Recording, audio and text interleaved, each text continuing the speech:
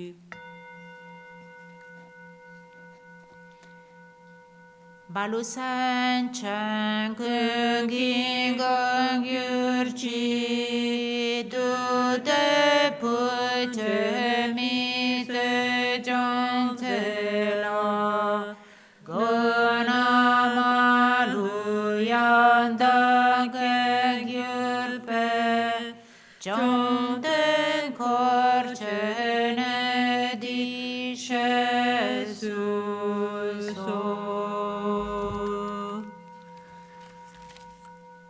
Kosungo pegone chacelon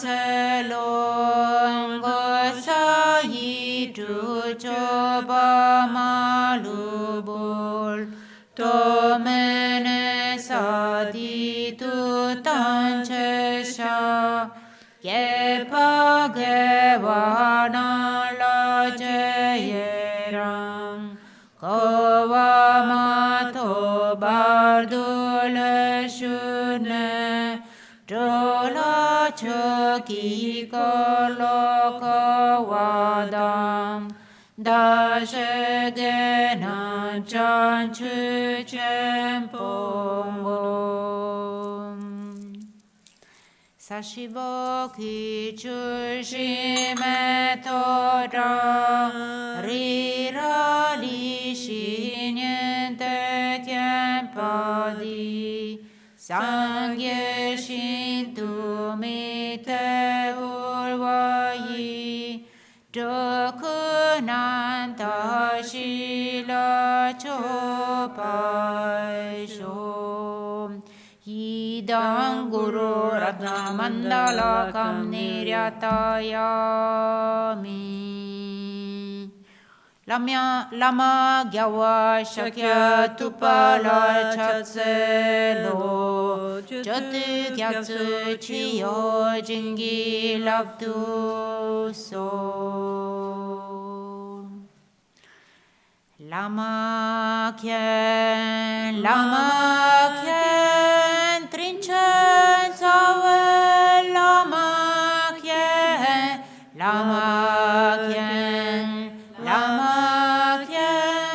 Kyane kuntu lama kien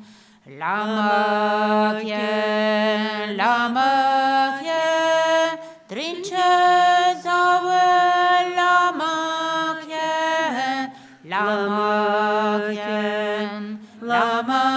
kien kyane kuntu lama kien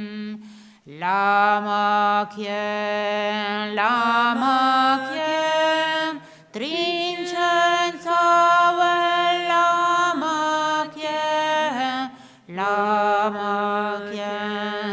lama kien kyane kuntu lama kien Lo sangya wa kungi yesheni chintu trime gyatse zimpetsu racha kilko gyatse drunduka trinchen lome shala solwadeb Om Maha Guru Vajradhara Sumati Jnana Shasana Dhara Samudra Shibhadra Sarva Siddhi Hum Hum Om Maha Guru Vajradhara Sumati Jnana Shasana Dhara Samudra Shibhadra Sarva Siddhi Hum Hum Om Maha Guru Vajradhara Sumati Jnana Shasana Dhara Samudra Shibhadra Sarva Siddhi Hum Hum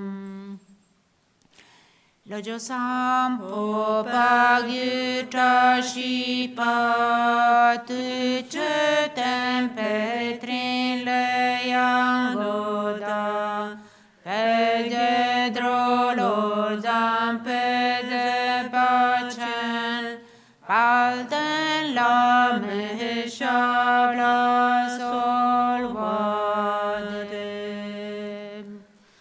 Oma Guru Vajradhara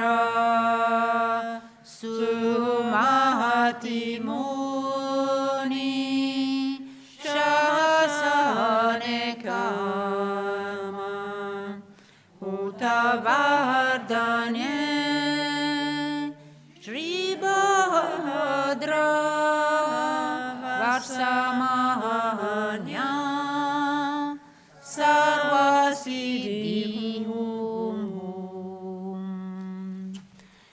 Pakyukya Kudam Dagilu Pakyukya Sudahantaginga Pakyukya Tudam Dagi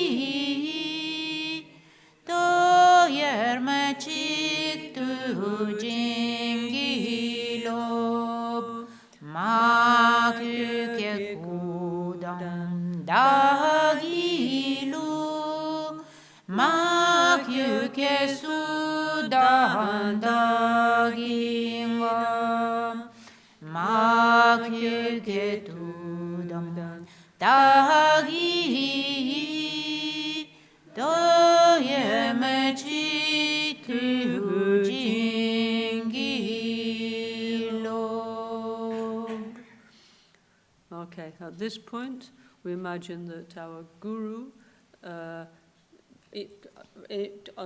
above the head of each one of us comes a replica of our guru, like a hologram, and dissolves. Our guru, Lama Gangchen, dissolves through the crown of our head, mixes with our subtle mind, and we are blessed, yeah?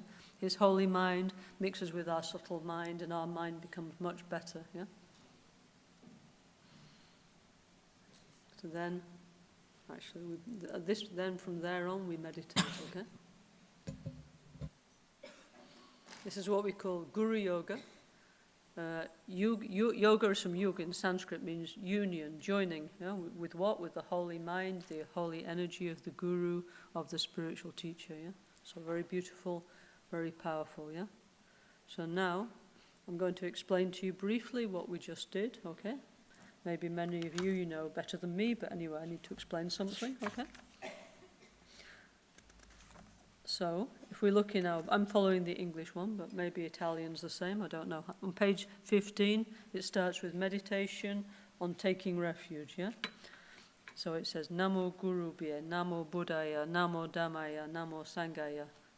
So this is, Namo means homage, yeah, actually. This is Sanskrit, yeah? Also, Namo actually means giving the name, yeah? So this is actually something very deep in Buddhist philosophy, that reality exists because we create it, yeah? The mind is involved in the creation of reality. But that's another story, which I'm not going to go into right now on the first line, yeah? Okay? So let's say it's like homage, that's more easy version, yeah? Okay? So homage to the Guru, homage to the Buddha, homage to the Dharma, homage to the Sangha. So we have three dual, Buddha, Dharma, and Sangha, yeah? Okay? Buddha means awakened one, yeah? Bud, the Sanskrit root, means to awaken, yeah? So the Buddha is the one that awake from the sleep, the dream of ignorance, yeah?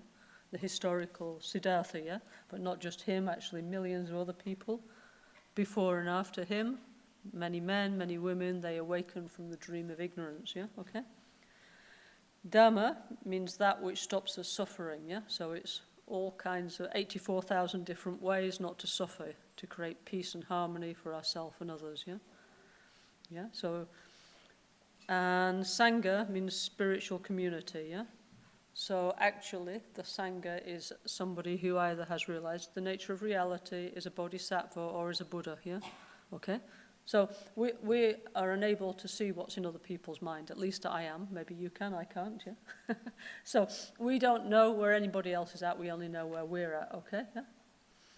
But let's say, make it easy, we are a spiritual support group, yeah? Sangha is like, okay, we can have a Sangha of ordained monks or of bodhisattvas and so on, yeah? High-level people, yeah? But we are samsara anonymous.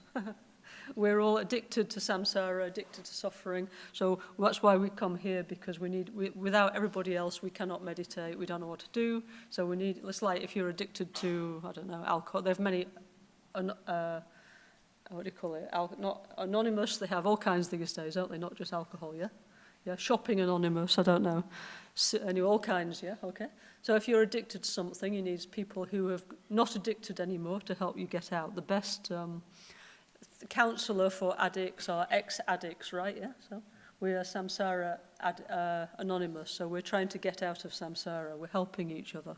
And actually, fortunately for us, we really do know great holy high beings who are out of samsara, who there's no doubt. Yeah. And the rest, well, we're just like there to support each other. Yeah. Okay. And then, so most people come to the Dharma center because they want something. They want inner peace, they want to be happy, they want to know how to meditate, yeah? But then gradually, as you know, yeah, then you should be somebody who give, not just take, yeah? Okay? So first we become like, not Sangha, maybe we become like glitter, like little tiny bit, yeah? Then gradually we become brighter, brighter, brighter, yeah? We have more and more to share with the others, but anyway, whatever light you have, you share with the others, okay? You're with your friend, your family, your job, yeah? Don't wait, yeah? Whatever peace you find, you share with people, yeah? So we're already on the way to be the Sangha jewel, okay? Gradually, gradually, okay?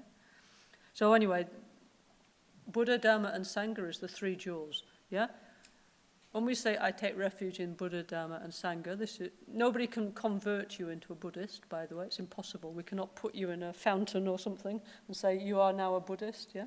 We cannot, only by one's own free will. That's why you have to be like of age to understand in order to take refuge, So only through your own wish you can take refuge yourself if you want to.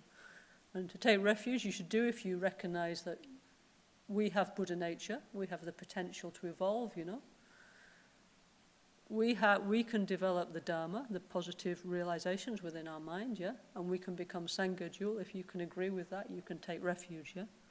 And this actually is, everybody takes refuge in something, money, power, sex, drugs, I don't know what, shopping, I don't know, yeah? A bird takes refuge in its nest, everybody is taking refuge, yeah? So the Buddhist masters suggest that instead of that, we take refuge in Buddha, Dharma, and Sangha because it's a more secure sense of emotional refuge. It never lets us down, okay? Whereas shopping, whatever, other people, money, power, whatever, it does let us down, yeah? It's not reliable. So therefore, so we should take refuge based on we're afraid what will happen to us. Life's very confusing, very scary, so we need a refuge, yeah? And if we think that the Buddha can offer us that, the Buddha's teachings, then we can take refuge if we like, yeah, okay? Many of us already did, yeah, okay? So this is reaffirming our refuge, yeah? So here's where you imagine in front of you is the Buddha. So you can take refuge every day, you should know, not just one refuge ceremony, yeah? So you imagine in front of your Buddha or a Buddha or like the Buddha here, whatever, in front of all the Buddhas, you take refuge, you request. You acknowledge the power of the three jewels to heal and transform your mind, okay? Yeah. Here it says Namo Gurubhye because we do not only Mahayana Buddhism, the great vehicle, we do Vajrayana, which is the special part of Mahayana Buddhism. We have what we call three yanas in Buddhism, three vehicles, yeah? Theravada, which is the way of the ancient ones, orange, like Sri Lanka, yeah? Burma, Thailand, orange robes, bowls, not singing bowls, begging bowls, yeah. So their interpretation of the Dharma is the very original teachings that were recorded into the Pali canon from the 1st century onwards, yeah, okay. We practice something called Mahayana, which is a different interpretation. The southern Buddhists, they seek to achieve Nibbana, not Nirvana. They call it Nibbana, yeah, which is peace for oneself, yeah, okay? And to develop metta bhavana, which means empathy, kindness towards all beings, okay? So, how wonderful, yeah? Mahayana Buddhism is like that, but let's say next step, yeah? No, because if I'm peaceful, wonderful. If I have empathy, wonderful. But what about, it's not enough, I feel peaceful, I have empathy. We need to think in the collective way, how can we really do something to bring happiness and well-being to others? How can we do something to save the planet, yeah, okay? So this is the Mahayana point of view. Maha means great, yana means vehicle, so it's like, I want to do something. So everybody, if they like, of course, if they want to, can come along together to enlightenment, to awakening, So it's a different perspective, a collective perspective, okay? So we have different kinds of meditation. Anyway, this is like something technical, but we have many more types of meditation in the Mahayana than in the Theravada tradition, but also very beautiful Theravada we respect a lot. Yeah, we have always many Theravada monks coming here, you know, giving blessings. We're good friends, you know, with many Theravada groups, yeah, and masters, yeah. So, okay, Mahayana, we want to achieve not only nirvana, yeah, the extinction of suffering, but we want to achieve awakening. We want to develop all kinds of capacity. So, you know, like each one has different kinds of capacity. Maybe I'm a lawyer, maybe I'm a judge, maybe I'm a gardener, maybe I'm a cook, whatever, yeah. But many different ways to help the others, okay? But this is like everyday kind of skill, which is useful, but not enough, you know. We need to develop many kinds of personal and emotional capacity, yeah. So the Mahayana path is helping us to develop that side of our mind, okay, yeah. So we have many ways to heal and help others, to guide to awakening, guide to Buddhahood, yeah, okay? So if we really believe that it's important to make society a better place and to save the planet, well, we might think, well, I better get on with it because, you know, the planet's heating up and there's all these wars and there's no water and things are not looking too good, no? So if I want to save the planet and help the others, better start now, yeah? Better not wait too long, no? So this is where the Vajrayana idea comes in, to do something quickly, yeah? So, you know, like, I mean, within 10, 20, 30 years, change in a way that I can actually be effective in some way, so I can do something to help people, you know? So anyway, so Vajrayana, the tantric part of Buddhism, for that you need a guru. If you do Mahayana Buddhism, you don't need a guru, by the way, yeah? You can just watch YouTube or something, or read a book, or just do it yourself, yeah? But for the tantric part, you need a guru. It's kind of normal, you know. For example, I don't know, if you want to play the saxophone, you need a saxophone teacher, yeah? Not many people learn to play the saxophone by themselves, right, yeah? Not maybe a few notes, but not really, no? If you want to become a Buddha, you need somebody who's become a Buddha to teach you how to do it. It's just normal, no? Yeah, you need somebody who knows what to do, to explain and show you how to do it, no? Yeah? So therefore we have the guru, or lama in Tibetan, yeah, okay? Yeah, so yes, for us, guru yoga is important, yeah? That we always say you should not go around randomly selecting gurus, you know, picking them off the internet or whatever. You should take time before you get somebody as I mean, it's like two sides, no? Maybe you want them to be their guru, maybe they don't want to be your guru, you know. It's a two-way process, you know. So you should take time to get best as you get to know each other, right, yeah? At least some way, you know, yeah? It's much better like that, yeah? Because then, like, gurus are not for Christmas, you can't give them back once you've got one, yeah? No, it's true, you know, that's why you shouldn't just go and get one before you know what you're getting, yeah? Because it's like, you cannot, like, for example, if you don't like your husband or wife, you can divorce them, yeah? But let's say, theoretically at least, a guru you cannot give back, yeah? Okay? It's a very serious, profound connection, not only for this life, for many lives, you know? So, you know, okay, you know. Take the time, you know, and then see who's the good one for you, okay? Yeah? Yeah? Okay, so then, okay, next verse. Meditating on taking refuge in generating bodhicitta, okay? So, in Mahayana Buddhism, this idea of Jangshub, bodhicitta, the mind of enlightenment, is super, super important, yeah? Okay? Yeah? So, it's not just, it's not enough, I want to be happy. That's kind of irrelevant, really, you know, after a certain point. The point is, what can I do for the others? I would like to become a Buddha, yeah? So we have many ways to develop this. I would say just looking at the world situation might be enough, actually, honestly, no? To develop the wish to want to do something, because it's so overwhelmingly awful at the moment, you know? But anyway, so in the Buddha, Dharma, and Sangha, I take refuge until enlightenment, yeah? So that means not just for 1 week or 1 year or while I'm in a good mood, but like forever, basically, yeah? Okay? And also when it's not going well, I take refuge, and when I'm sick, when I'm suffering, when everything's going badly, whether it's good or bad, I take refuge in Buddha, Dharma, and Sangha until enlightenment, this life, next life, forever, yeah, okay? Because then we enter into what's called the path of a bodhisattva. The bodhisattva, their central idea of their life is, I want to do something for others, yeah? I want to do something for the environment, yeah? Like with Lama Gangchen, no? Yeah? we used to say, I don't know about you, Carmen, but I used to say to him, Rinpoche, You know, in the West, there's something called a weekend. And he used to say, what for? You know, I said, yes, because we need to rest. And he was saying, yes, but for bodhisattvas, why do they need to relax on the weekend, you know? It was a completely alien concept to him. He said, bodhisattvas is 7 days a week. No, it's true, no? This is the bodhisattva ideal, you know? Any time you're available for helping the others. And he was, no, totally, no? You know? So anyway, so, yes. So we commit forever, no Sundays off, for the rest of all eternity to help the others. That's the bodhisattva path, but don't get scared, okay? No pressure, yeah? Okay?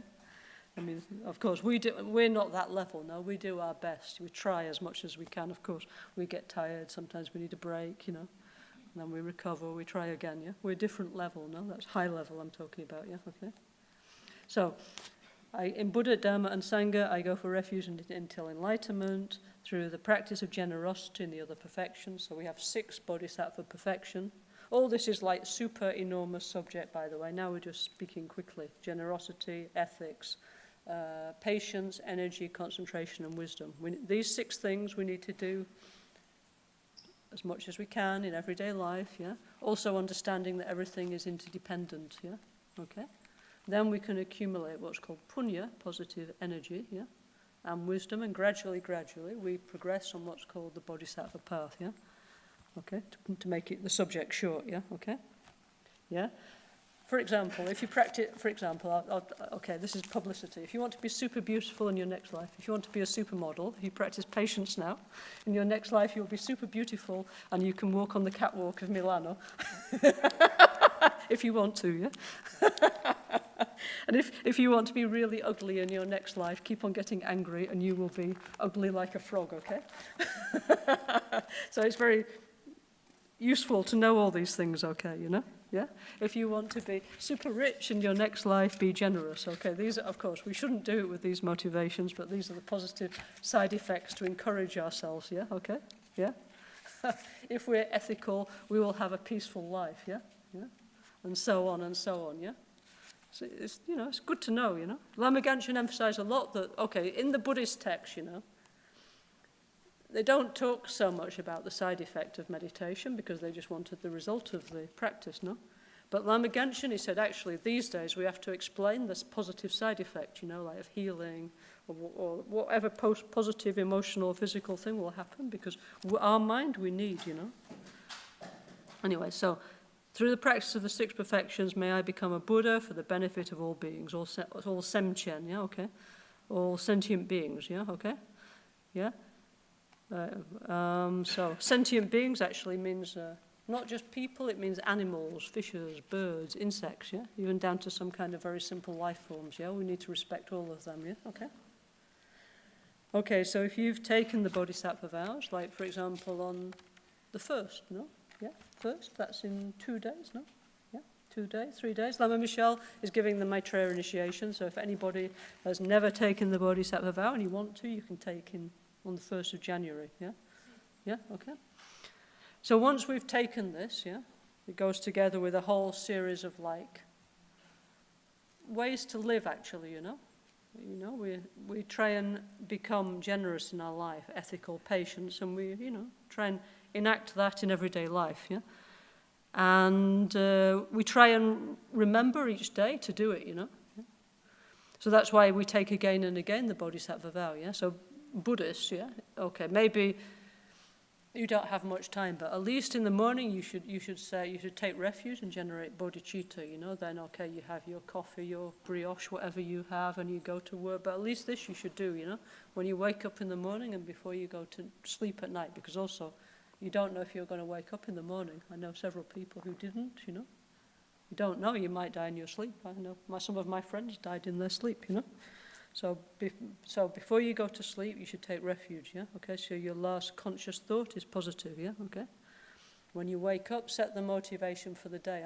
Whatever I'm doing, I might be sweeping the street, I might be serving croissant, I might be running a bus, I don't know. Whatever I'm doing, it's going to be positive. It's going to be one more positive day to improve my spiritual practice, yeah? And a lot of people, they come here and they say, oh, I want to change my jobs, I don't like my job anymore, I want to just spend all my time meditating. So Lama Gangchen said, sorry, forget it, yeah? This is not possible. He said, if you want to be a yogi, yogini, yeah? Do it in the context of your life. You have your job, whatever's your job, your family, your apartment, your cat, your dog, your parrot, whatever, your children, whatever, you know, yeah? Stay there and change your mind, become a better person. That's your ashram, okay, yeah? You know, okay, maybe like we have some people, of course, have moved around here. You're also welcome to move around here if you like. You want to join our happy community, yeah? But still here, everybody has their house, their relation, their cat, their parrot, their dog, their whatever, you know, yeah? Still, you have to go home and in the context of your life, and most of us, we have to work, no? You have to develop your mind, so, you know. This running away to some mountain, it's not really working for Western people, you know, honestly, you know. I know lots of people who did, and then after a while they ran back home again, you know. Because it's not, anyway, not really fitting, you know. So Lama Gangchen, he said that Hinduism, it survived in India because they had a lay practitioners like us, yeah, lay people, yeah. And they integrate the spiritual practice into their daily life. And each house had their own like altar and shrine and their practice, yeah. Whereas like the Buddhist tradition in India was destroyed because it was too separated from the everyday life, yeah. So anyway, so Rinpoche thought that better we develop a kind of lay Buddhism, like for everybody, you know, yeah. And that's part of the Marco Polo Western Buddhism. That anybody, whatever is your job, your life situation, you can integrate the Dharma into your life, okay? Yeah? Anyway, now we're only on one page, yeah? So, next is the... Oh, one thing, by the way. Carmen is singing very beautifully in Tibetan. By the way, she's singing very slowly. Normally, Carmen sings this much faster, yeah? Maybe tomorrow you can do a normal speed, yeah? He's doing like nice, slowly, like to give the transmission. But tomorrow you do like your normal, blah, blah, blah, yeah? So why should we do it in Tibetan? Why should I sing in a language I cannot understand, yeah? Okay. So this is an interesting question, yeah?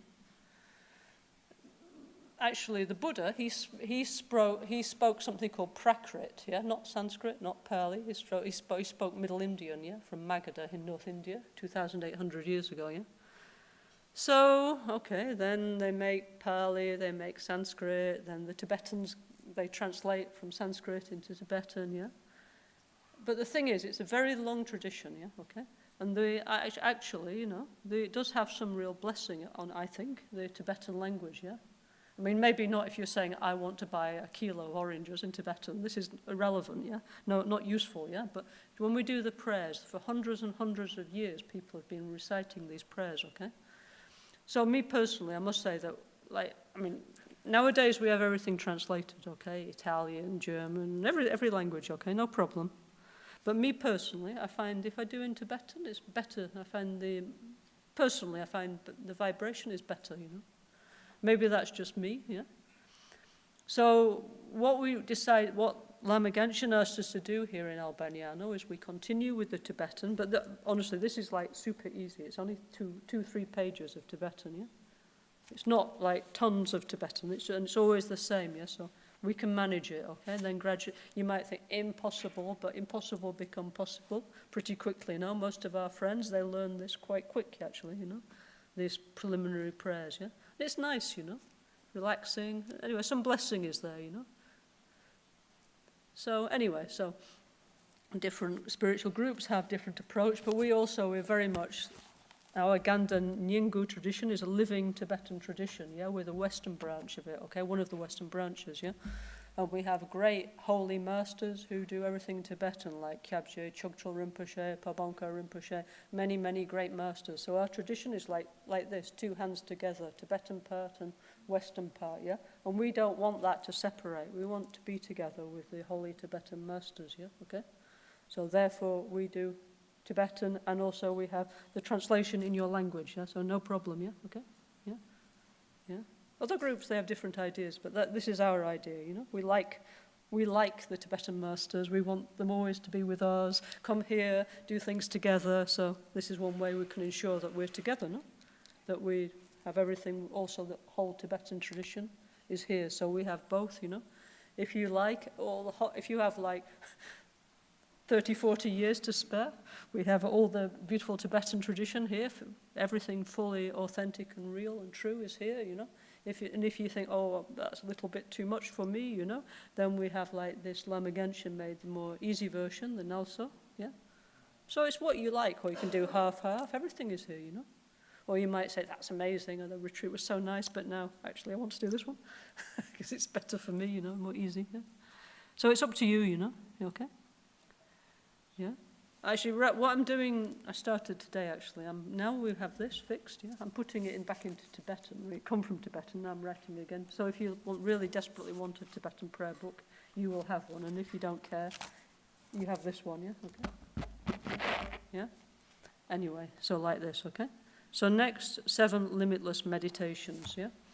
So these, the historical Buddha, Shakyamuni, he made 4 limitless meditations, yeah? Which are the first 4, limitless love, compassion, joy, and equanimity, yeah? In Theravada Buddhism, this is really important, it's called the Brahma Viharas, it's the stage of meditation. So to reach nirvana, which means no more suffering ever, everything is always okay, yeah? You need to pass through these emotional states of limitless love, compassion, joy, and equanimity on the way to nirvana, okay, yeah? So we start with 4, but actually pretty quickly Lama Gangchen add number 5, which was limitless peace, no, didn't he? Yeah? Yeah. Why? Because there's so much violence and war, unfortunately, in the world. There's more than like 100 conflicts, yeah? But now we only talk about 2 at the moment, yeah? But actually there's many, many others, unfortunately, all around the world, yeah? So that's why Rinpoche add, which at the time was number 5, may all beings enjoy inner and world peace now and forever, yeah? And then, after that, he had limitless health and limitless ecological regeneration, because these are the issues of our time, aren't they? War, many kinds of new, difficult-to-cure sickness, and the destruction of the environment. These are our issues, yeah? So we need the opposite. We need peace, health, yeah? And the environment to regenerate, yeah? Okay? So that's why we have 7 limitless, yeah? Because we have some difficulties that in previous generations they didn't have, you know? So this 7 limitless meditation is super important, yeah? And it's one way to create the cause to develop bodhicitta in the mind, okay? Yeah? Yeah, bodhicitta, I want to become somebody with the capacity to benefit others. I want to do something. I will do something. I cannot sit there and just watch and not do anything. It's impossible. I must do something. I want to become the best person I can be, even a bodhisattva and one day a Buddha. Why not, yeah? Many people did before me, I can do too, yeah? The path is quite clear, I just need to put it into practice, yeah? So then, when we do this practice, by the way, preliminary practice, you visualize in front of you, well, you can visualize different things. You can visualize like all the Buddhas, yeah? Like, for example, here, all the Buddhas, yeah? Or you can visualize Buddha Shakyamuni, or if that's too much, you can just visualize your guru, yeah, okay? And your guru is the embodiment of all other gurus, Buddhas, bodhisattvas, Daka, Dakini, and protectors, yeah? Yeah? So it's up to you, you know? So that's definitely easier, I would say. Just visualize if you have a guru, yeah? Yeah? Yeah? And if you don't have a guru, well, you may get a guru if you want one, yeah? Yeah? Yeah? If not, you visualize Buddha Shakyamuni, yeah? Okay? So anyway, so you imagine the field, what's called the field of merit in front of you. Merit means where we plant the seeds of positive energy, yeah? So we have 2 fields of merit. One is the holy beings, and the other one is like all sentient beings around and society, no? Yeah? So it means, of course, it's wonderful to receive blessings with the Buddhas and all this, but we also have to get up and do something for the others, you know? Like, society is a field of merit. How? It's a field of merit if we do something for the others, no? Like, I don't know, somebody needs help them, you know? Yeah? Like, there's so many people in difficulty, no? Sick, tired, endless difficulty. Just, do you need help? Can I help you? Each one has different, I don't know. Do you want to come in my car? Can I give you a lift? Can I get you shopping? There's millions of different ways we can help the others, right, yeah? So, do something for the others according to what's possible for you, yeah? So there are 2 fields of merit, yeah, okay? You know, so Lama Gangchen, I endlessly refer to Lama Gangchen because A, because I want to, and B, because I've been asked to by many of the great lamas of our tradition, okay? Yeah, yeah. Lama Gangchen is my special subject, okay? It's true, it always was. Yeah? No? But he used to say that all the kindness and respect and love and empathy we show towards him and the other great masters, we should do the same to the other people around us. He said, that's the correct way to do. It's not like everything should be like on that person, you know? A Buddhist, a Dharma practitioner, it's like, it's for the others, no? So it can't be like, oh, you know, for everything for that person and everything, like this for everybody else. It's not working, yeah? So he used to say, please, if you love me or you love whichever, I don't know, Trijang Rinpoche, whoever, Lama Michel, then you be nice to people, yeah? Then it's working. Otherwise, what's the point, no? Yeah? You know there's no application in the real life, you know? So anyway, so we imagine, okay, we imagine that in front of us is either our guru or all the Buddhas, yeah? And around, we're like representing all sentient beings. Semchen means those with consciousness, so all beings who have some awareness. So Semchen does not mean able to read a newspaper, yeah? It means like sentient, yeah? So for example, if you poke it and it goes like that, that means it's sentient, you know, like a some kind of small animal or insect, yeah? They don't want to be hurt, no? Yeah? Their mental capacity is not very great, but they don't want to suffer. They want happiness, no? They want to be like food, they want not suffering, yeah? So that's also a sentient being, yeah? Okay? So we imagine it as like the planet, and now we're discovering actually many planets in the universe, but anyway, that's another story. We don't know what's on the other planets yet. In Buddhism, actually, we say there's 1 billion inhabited universes, yeah? Okay, so we already acknowledge that, yeah? Okay? But right now we only know about this one, and there's no chance that we can get to another one, so we better take care of this, yeah? Because it's too far to get to another planet, yeah? So better take care of planet Earth, yeah? So around us is planet Earth, yeah? All the mountain, the sea, the forest, all the beings, all the 8 billion people, all the billion, trillion animal, insect, and sentient beings, yeah? And we, in front of the Buddhas, we take refuge, yeah? And we repeat these prayers, yeah, okay? So repeat is not just say, it's like we should truly try and have that feeling in our mind, yeah? Like, may all beings have happiness and its causes, yeah, okay? So this bit and its causes is the bit that we don't normally think about, yeah? Because sure, everybody wants to be happy, right, yeah?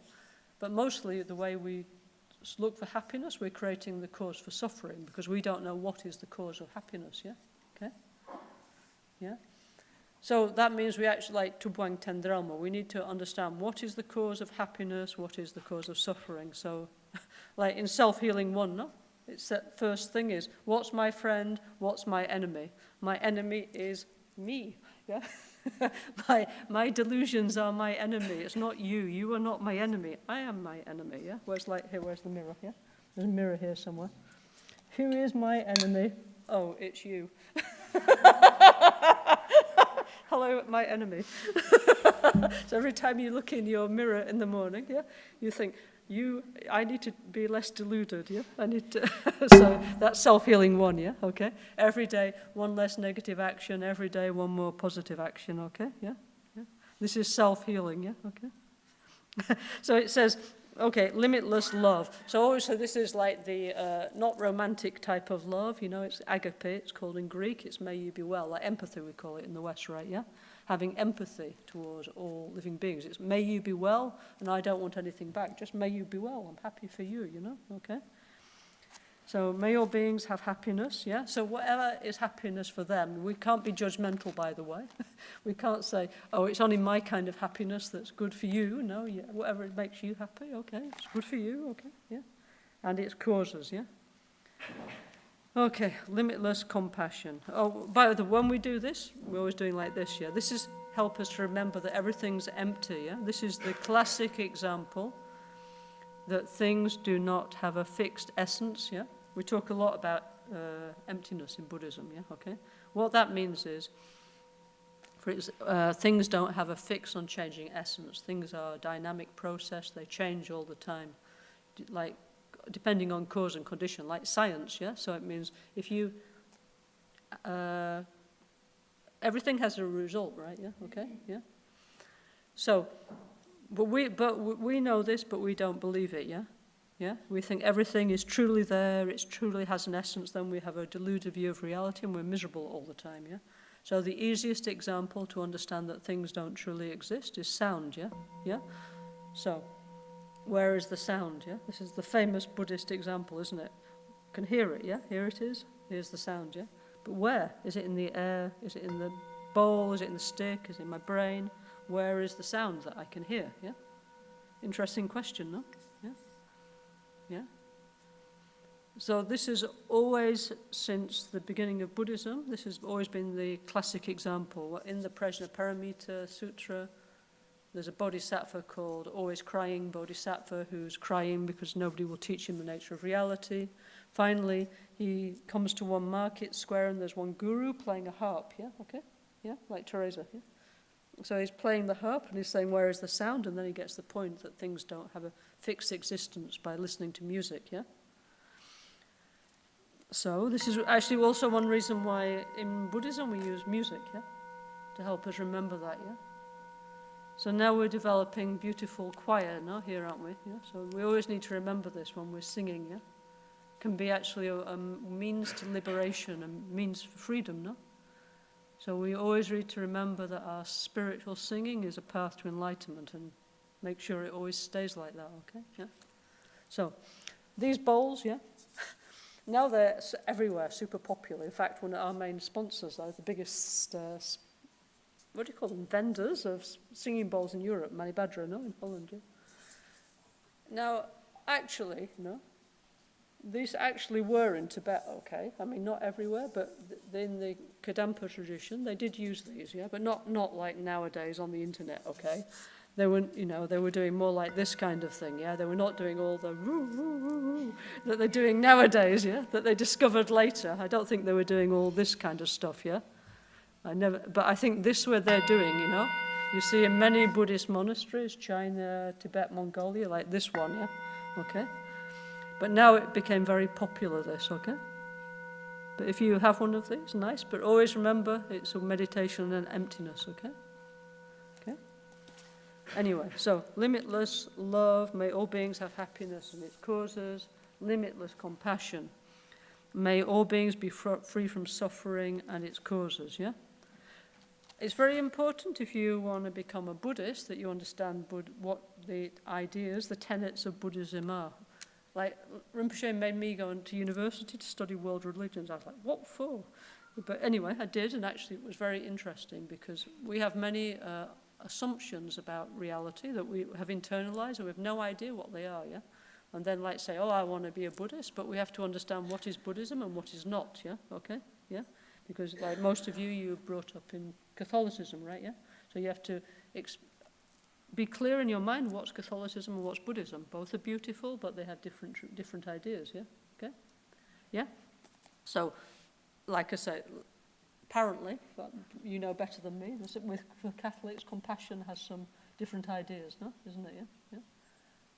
Like some kind of different connotation from the Buddhist one, yeah? Okay? But anyway, yeah?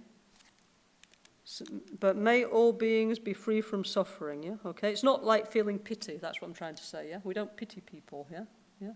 We just try and find a way to free them from suffering. Well, sometimes we do, no? If somebody's super sick, yeah? But not, it's different, the idea, yeah? Okay? In Buddhism, we believe everybody is fundamentally good and pure, even somebody who's super sick or suffering, yeah? In a bad situation, they have Buddha nature, okay? So that's a very important idea that we need to assimilate, yeah? Yeah? That even a horrible person can become a Buddha, yeah? A sick person, a suffering person. Everybody has Buddha nature, okay? Yeah? So may all beings be free from suffering, including the ones we don't like, yeah? Okay? Yeah? No, it's important. Not just the ones we like, yeah? And not just our group, our nation, everybody. Regardless, may they be free of suffering, yeah? Okay? But that's why the greatest gift that we can give people is education, yeah? Of course, like there's so many charities, and we also here we have many different charities helping poor people, in the third world and wherever, all over the world, no? Giving food and medicine and, of course, and water and trees and everything, what we can, yeah? But the greatest gift that you can give anybody is to empower them, yeah, with knowledge, yeah? Yeah? So to share how to deal with your emotions, may all beings understand what's the cause of suffering. That would be amazing, wouldn't it, yeah? The thing is, we're totally unaware, yeah? We don't have this kind of education, yeah? Lama Gangchen used to call it like non-formal education, yeah? Because we're full of like, oh, I go to school and university and technical college and this and that, yeah? I'm very clever, I have loads of degrees, you know? Yeah? But it's for my job, yeah? To make money, okay? But emotionally, we have almost not exactly nothing, but little education, yeah? So this part Rinpoche used to call the missing part, okay? So this we need to develop, yeah, okay? So so around you, you imagine all sentient beings. So it's just like, you just imagine like on the news, how many terrible things are happening, yeah? So automatically we would feel like some compassion for the suffering of others, no? Okay, I think, yeah, it's a natural human feeling, yeah? Then limitless joy. May all beings never be separated from the great happiness that is beyond all misery. That means may they achieve nirvana, yeah? Nirvana means, literally it means my suffering is blown out like a candle, the fire is blown out, yeah? So it means I never have any more pain in my life, yeah? Okay? Or you never have any more pain. So if all the suffering is blown out, what do I have? I have peace and happiness all the time, right, yeah? Yeah, that would be wonderful, right, yeah? So, may all beings reach the state of nirvana. If not nirvana, may they find whatever peace and happiness is possible for them. And by the way, that doesn't mean we think everybody should become a Buddhist, because we don't think that, yeah? We're very happy that other people have their own tradition, you know? We rejoice, yeah? But in whatever way may people find peace and happiness, yeah? Okay? Yeah? So, yeah, beyond all misery. So all misery is like samsara, the endless cycle of becoming again and again. A deluded experience of reality, creating suffering and confusion for oneself and others, yeah, okay? Yeah? Then, okay, limitless equanimity. May all beings dwell in equanimity, unaffected by attraction to dear ones and aversion to others. So, around you, you imagine the whole planet, yeah? So, for example, you imagine, I don't know, like, your best friend or something, yeah, and then then you visualize somebody you absolutely cannot stand, or, you know, somebody who represents that for you, you know. I don't know who exactly, Stalin, Adolf Hitler, somebody like that, yeah, whoever, you know, yeah. And then you examine the feeling you have towards your beloved one and the one who's really creating aversion, yeah. And then you have to think, why am I feeling like this, okay, yeah. So, I don't know, let's say, for example, Vladimir, perhaps not say that, yeah, okay. I don't know, let's think. Our world is very polarized, and there's very many enemies, no? So this emotion we have to analyze, like, why am I feeling like that, you know? So the Buddhist point of view is that mostly, like 99.99% of the people have been very kind to us. Why? Because, like, for example, if we go out of here, you know, all this, you know, was made by somebody else, yeah? Somebody made the lights, the sewage system, they grow the food, they run the airport, they make our clothes, they do everything for us, they fix our teeth, yeah? You know, somebody's doing everything for us. By ourselves, we'd be like, I don't know, like some kind of, you know, in a cave or something, yeah? It'd be really super difficult to live without everybody else, no? So, okay, maybe for sure they don't know us, yeah, but anyway, indirectly they're kind to us, so we should feel gratitude towards society, you know? Because, you know, thanks to their kindness, I mean, you know, like thousands of years ago, you know, our ancestors, yeah? All they did was, like, produce food, yeah? Okay, basically, because that was the main preoccupation. You'd spend all your life getting enough food to eat, no? But gradually, society's progressed. Now we can do all kinds of fascinating things, no? Because of the development of society. So how kind, you know? That some people spend all their lives making enough food for me to eat, you know? So the Buddhist point of view is to acknowledge this, okay? Yeah. So the world is very unbalanced, there's a lot of prejudice, but if we want to develop, we have to examine our own prejudice. It's not easy and it's very painful, yeah, to acknowledge, yes, I have prejudice, you know, but we have to, you know. And we have to treat people with as much equanimity as possible, regardless of their ethnic origin or their wealth or whatever, you know, but we have to think, you know, just like Lama Yeshe, you know, very famous Lama, one of the first Lamas that brought the Dharma to Italia, you know. He used to say that when he came in a room, no, it's like, you used to see, like, you know, like mushrooms when they pop up, yeah? You know, if you've ever grown mushrooms, yeah? I used to live in a Dharma center where we used to grow mushrooms in the basement, yeah? We had a mushroom plantation, yeah? Okay? So you have the mushroom box, and it just pops up millions of mushrooms, like fresh mushrooms in front of you, yeah? In your grow bag, yeah? So he said, when you go in a room and meet people, it's like millions of mushrooms just popping up, yeah? Fresh, new, yeah? And just like mushrooms, you should feel like mushrooms, they're all kind of the same, yeah? So you should, like, when you meet people, you should have more or less like the same feeling towards everybody, okay, yeah? Okay, each one, of course, we have a little different relation and this and that, but basically, we should be nice to everybody is the point, yeah? Kind to everybody, like, yeah? One mushroom to another mushroom, okay, yeah? Okay? So he used to say like that, okay, yeah? So whatever way works for you, anyway, we should try and develop equanimity and empathy towards at least smile, you know, yeah, yeah, yeah. Like I was saying before, Lama Gangchen used to say, when you get everybody you meet, smile. Just say, hello, how are you, yeah, yeah, yeah, and be nice, yeah. This is like equanimity, yeah, yeah. Okay, so this we need to try and develop, this more like balanced mind, you know, okay? Because without this, all this is not going to happen. Equanimity is a very, very essential step if we want to become a bodhisattva, if we want to become a Buddha, if we want to be an awakened one, yeah? If we want to be happy, we need equanimity. It's not easy, but that's why we're here, yeah? Okay? We're in Samsara Anonymous trying to deal with our emotional problems, yeah? Okay? Yeah? So, we try, no? Okay? So, I mean, anyway, nowadays everything's so multicultural, isn't it? So, like, it's always so many people, so many different ideas. So we have endless opportunities to develop equanimity. Yeah, so meet so many different kinds of people all the time. No, and just think, oh, just my brother, sister, human beings. How wonderful, you know? Yeah, with so many different variety. No, yeah. Okay, then limitless health. May all beings recover from the sickness of mind and body pollution and enjoy relative and absolute health now and forever. Absolute health is mental health, by the way, if we understand the nature of reality, yeah? Okay? Yeah? So this means everybody who hasn't understood reality is sick in the head, yeah? So basically we're all mentally ill unless we've realized emptiness, so no problem, yeah? First thing is to acknowledge this, because most people cannot even accept that as an idea, you know?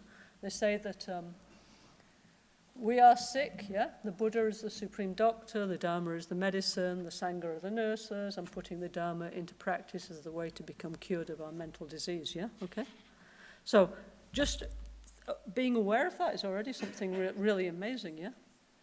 You know, like, I mean, like, for example, why isn't everybody a Buddhist, you know? Because, I mean, it's like, why not? Because most people, they don't want this kind of path, you know, like where you have to take responsibility and work on your own mind. In Buddhism, you have to make an effort, no? It's not just, it's, you know. So for most people, it's not for them, but, you know. I need to heal my mental illness, which is my anger, my pride, my jealousy, my fear, yeah, okay? My unknowing, yeah? Yeah? And of course, nowadays, as we know very well, there's all kinds of other difficulties, all kinds of, since we were young, no? So many new sickness came out, so many, well, we know, no? Yeah? Difficult time, yeah? Okay, of course, may the right solution be found for this, but we also think there's an emotional component, you know? So may the deep roots of suffering, you know, in people's mind, the anger, the jealousy, the fear, the pride, may that be healed for you, for me, for everybody. Wouldn't that be wonderful, you know? Yeah. Then limitless ecological regeneration. So this is clearly very important. Yeah, when we first started saying this, no, in the 90s, yeah, we kind of knew, but it wasn't as urgent as it is now, yeah, was it? Yeah. Yeah. Now it's, you know, it's just ridiculous now. What was it here? 22 degrees on Christmas Day, yeah? I was speaking to somebody the other day who works on a ski resort, yeah, on this Italian-French border. And they said it used to be like -6, yeah, every Christmas. Now it's 22 degrees, you know, it's ridiculous, you know, something is really not okay, no, with the climate, yeah? Well, anyway, we know this is very serious. We need to do something about it, yeah, okay? We need to make changes to our lifestyle. We need to want it, yeah? So when we're setting our motivation, you know? May I have empathy? May I take care of other people's happiness? May I give happiness, joy to people? May I work on my prejudice, yeah? Because equanimity is the opposite of prejudice. May I overcome my prejudice, yeah? May I find a way to bring health and healing to myself and the people around me, yeah? May I do something for the environment, yeah? Because I want, you know, even if I don't have children myself, may my nipoti, my nephew, those kids I can see, may we leave something for them? May we not leave a burnt planet, you know? Yeah? And may there be peace on earth, not just at Christmas, you know? Yeah? Yeah? So we're setting our motivation, yeah? So clearly, whether we meditate or not, these are fundamentally important values, aren't they, for our life, yeah? Okay? And whether you're a Buddhist or not doesn't matter, but these are values that we must actually embrace as human beings, yeah? One thing that Lama Gangchen used to say is, please, if you don't want to be a Buddhist, you're welcome here, yeah? Please come and welcome any part of our practice you find useful, like this 7 Limitless, for example. Use it, you know, in your life, yeah? You know, you like to be whatever religion, we rejoice, please.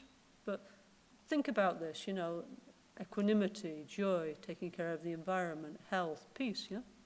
And also we're in contact with loads of people who are not Buddhist, right, yeah? But these things we can talk about with them, it's important, no? Okay? Anyway, must move on, we're now on page 2, no? Page 3, yeah? Purification of the sight, yeah? So that was, please sing, Carmen. Tamchedu, this one, yeah? Maybe we do, okay, so next, okay. One time. Yeah. Okay, so just to conclude the 7 Limitless, like Carmen is singing very nice, you know, Samchen, Tamchen, they're better than me, no? So each time we do like this, and we should think about it, like, think about all the beings in the world. May they have happiness, may they have healing, may there be peace, not just singing like blah, blah, blah, yeah? Think about everybody, send good wishes, set your motivation, yeah? We do. Yeah, please. Now let's try it again, yeah? It's true, around us is the whole world, all those beings. Let's send our good wishes to them, yeah? Munlam, by the way, it says Shide Munlam. Munlam is the path of wishes, yeah? So we're sending our wishes to everybody, yeah? And it's powerful, actually.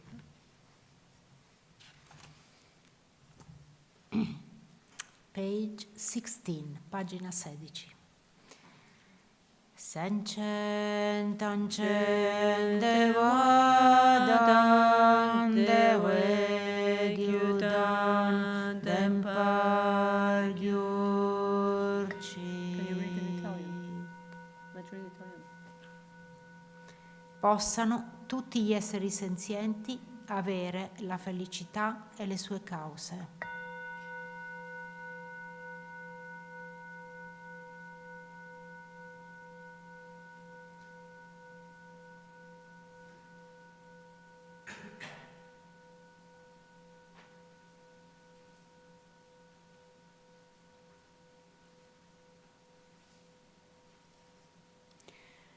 Sanchen tamchen dungal tandunya ki gyudan drewar gyurcik. Possano tutti gli esseri senzienti essere liberi dalla sofferenza e dalle sue cause.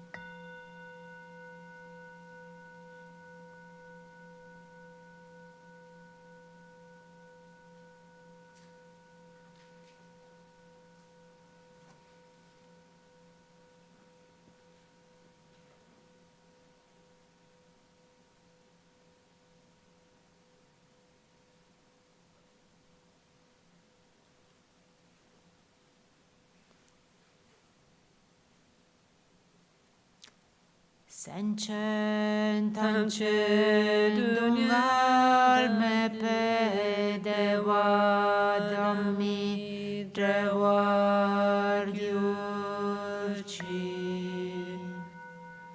Possano tutti gli esseri senzienti essere inseparabili dall'estasi priva di dolore.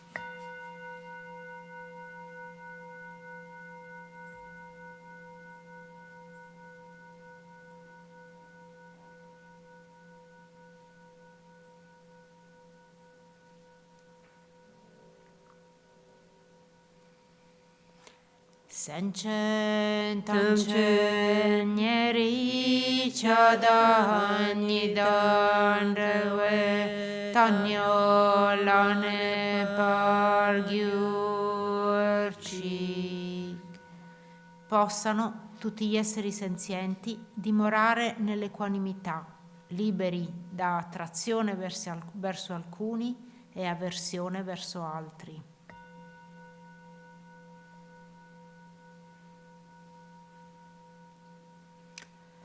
Senche tanche lu sengi du NgalSo ishinta yun lu sem dewa dan dempar gyurchik.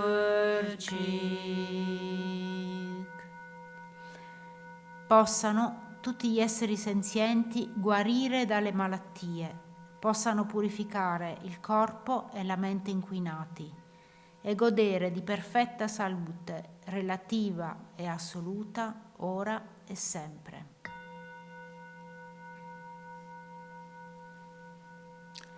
Senche tanche NgalSo tochi china chu koryo dashi tsamane gyurchik.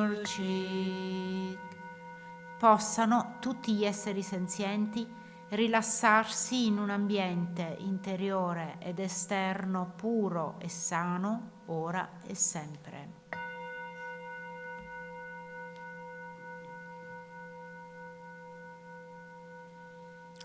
Senche tanche da zambulingi kendro tatai chinangi shidetan tukun tempar gyurchik. Possano tutti gli esseri senzienti avere la pace interiore e godere della pace nel mondo ora e sempre.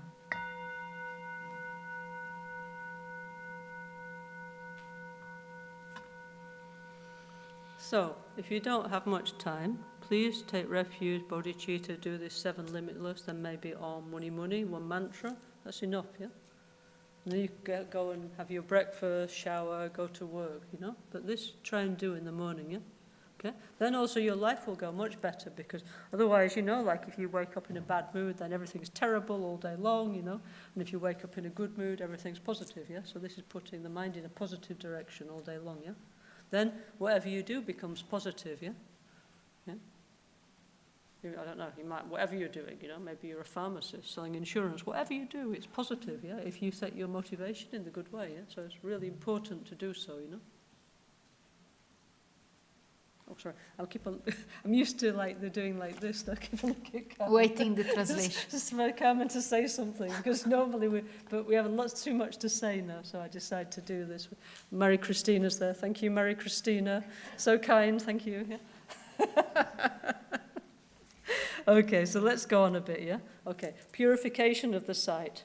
Carmen, please sing a little verse, yeah? Tanchen duni sashida semala some padang latin tanyam bedurye ranshi jampone gyurchi. Possa la terra diventare pura, senza asperità o spine, essere morbida come il palmo della mano di un bambino e liscia come il lapislazzuli. Okay, so we imagine that the environment becomes very nice, yeah? And then we imagine that everybody else, like in, I don't know, in Europe, Africa, South America, Asia, everywhere, has a nice environment. And clearly they don't have a nice environment, so then we need to think, what could I do to make it happen? Then we need many things to think about, yeah? Actually, yeah. Oh, sorry, I'm looking at Carmen again, sorry. Sorry. So anyway, so it says, may the earth, okay, I don't know exactly if this comes from Tibet or India, yeah? I suspect that in Tibet, yeah, it's not always like mountainous, because actually, contrary to what people think, Tibetan people do not live up mountains, by the way, yeah? They like to live in the nice valley bit at the bottom, yeah, you know? Like when the Tibetan refugees came to Switzerland, yeah, they put them up the mountains because they thought they liked mountains, yeah. Like, oh, okay. Yeah. But like anybody else, they like nice flat land, okay, to build on, you know.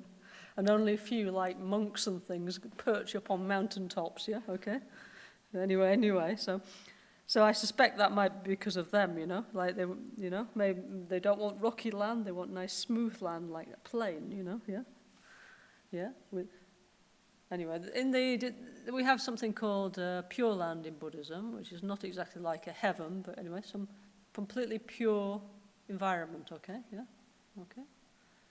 And in there they say yes, they say the ground is very soft. I think for me it's more like a kind of meadow, you know, yeah. You know when you go in the, like, I don't know, prato, how you say in Italiano, no? It's like very spongy, like very healthy, you know, if you go in the Alps or Mongolia or somewhere, yeah? The ground's very nice and like kind of a little bit bouncy. I think they mean like this, you know, very healthy environment, yeah? Yeah? Okay, okay, even soft like a child's hand and smooth like lapis lazuli, okay? That was the ancient idea of how a pure land should look like, of course, with many beautiful trees, animals and plants, not just like that, yeah? Not a barren environment, yeah? So anyway, so whatever is a pure land for you, you should imagine, maybe it's like, I don't know, like in the tropical forest, you know?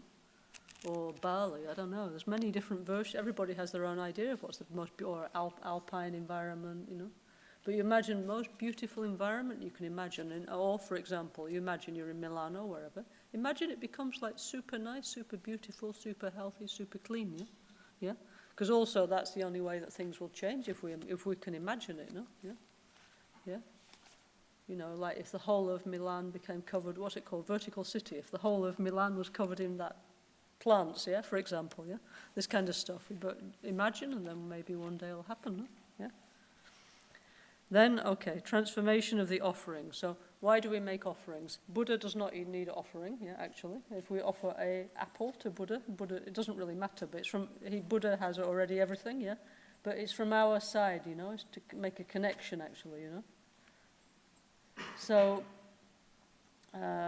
we have this thing, you see here in a Buddhist temple, we have like water bowls, incense, flowers, fruits, music, we have all kinds of sensorial offerings, yeah? So the idea is that actually everything that we experience becomes a path to enlightenment is the actual idea, okay? Yeah? Yeah? And these are represented in our temples. You see a lot, no? Actually, a box. We usually have a lot of offering bowls, but they've disappeared. Okay, yeah, they're in the middle, you see? They're on the mandala, yeah? Yeah? So why do we do this? It's many, many different reasons, okay? Yeah? Actually, it's very, I must say, actually, to make the offering bowl, it's therapeutic, you know. Also, by the way, then we start to think water is important, yeah? We have, like, no feeling for water. As anything, you just twitch open the tap, maybe it's finished, yeah? Water, without water, we cannot live, yeah? So we have air, water is very precious, yeah? So the Buddhist practice is nice, you know. It's like recovering the ancient feeling that we lost, yeah? The missing part, yeah? So it's nice, yeah? So we make offerings, not because the Buddha needs them, but because we need positive energy, yeah? Okay?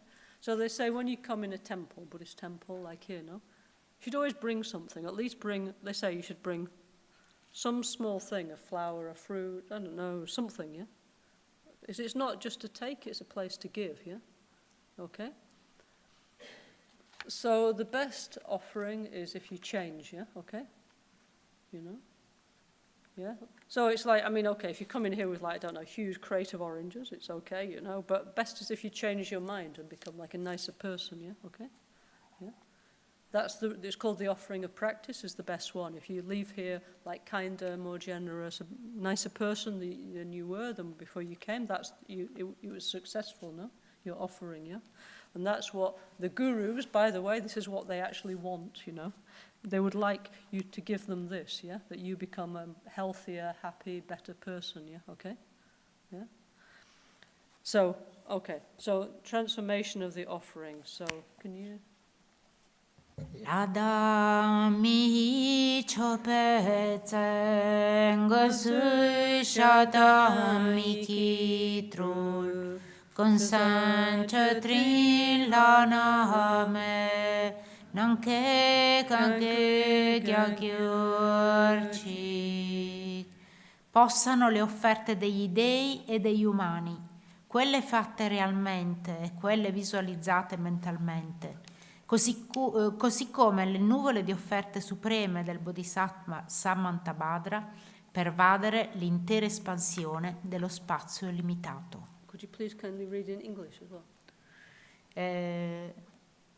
May the offerings of gods, humans, those well really displayed or just mentally visualized, as well as the clouds of offerings of Bodhisattva Samantabhadra, pervade the entire expanse of limited space. Okay, so for example, we had a very beautiful Lama called Lama Lawang that lived with us for many years, wonderful person. And maybe some of you knew him in Milano, yeah? Okay, such a wonderful person. And he used to go in Essilunga in Milano, and he used to go around, I don't know what he was buying anyway, buying a yogurt or something, and he would go around offering all of Essilunga, yeah? going around Milano, so many beautiful things now, offering everything, yeah? So he was really having a good time in Milano, yeah? Enjoying Milano, full of offerings, full of beautiful, it's true, full of beautiful things, no, to offer, yeah? So you can do like this, it's called unowned offerings, yeah? So of course, I mean, you can, I don't know, let's say, I can offer, here we are, make one offering, yeah? But why, you can offer the whole of the Amazon forest, yeah? Why stop at this, no? Imagine all the beautiful seas and mountains, the sun and the moon, rainbows, everything beautiful, all the crystals, all the jewels, yeah? Everything wonderful in the world you offer, yeah? Yeah? And by the way, it's like this, it's like offering for what? For enlightenment, for change, for positive growth, yeah? Not just, oh, I want it, I use it, I need it, yeah, offer me, you know, like the modern attitude, yeah? Just take, no, give, yeah? You know, it's nice, yeah? Also, actually costs nothing, does it? Like, oh, beautiful sunset, offer the sunset, it's nice, you know? Definitely makes you feel more happy, this idea of offering, yeah? Oh, sorry. So anyway, so we do like this, yeah? Okay. Also, if you like, you can imagine from your heart come out what we call offering goddesses. This is something within Tantra. If you never did a tantric sadhana, well, you will gradually you'll understand these things, yeah? When we do offerings, we imagine that these beings come out from our heart, yeah? And they're kind of like waiters or something, let's say, divine waiters, yeah? And they're carrying lots and lots of offerings, and then they multiply into 10, 100, 1,000, million, yeah? So everywhere's full of them, full of offerings, and all the offerings multiply. So you know like the Christmas adverts, yeah? You know, when it's all like full of like beautiful things, yeah, like Christmas. So it's like Christmas every day is the idea, yeah? That's why when we used to explain to Rinpoche, we used to try and explain stuff to Rinpoche, okay?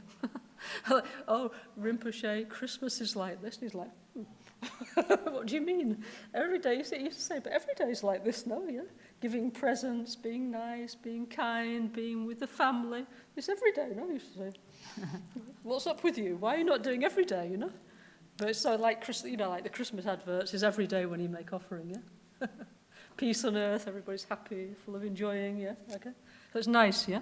So that at least this makes you feel more positive, yeah? Okay? Yeah?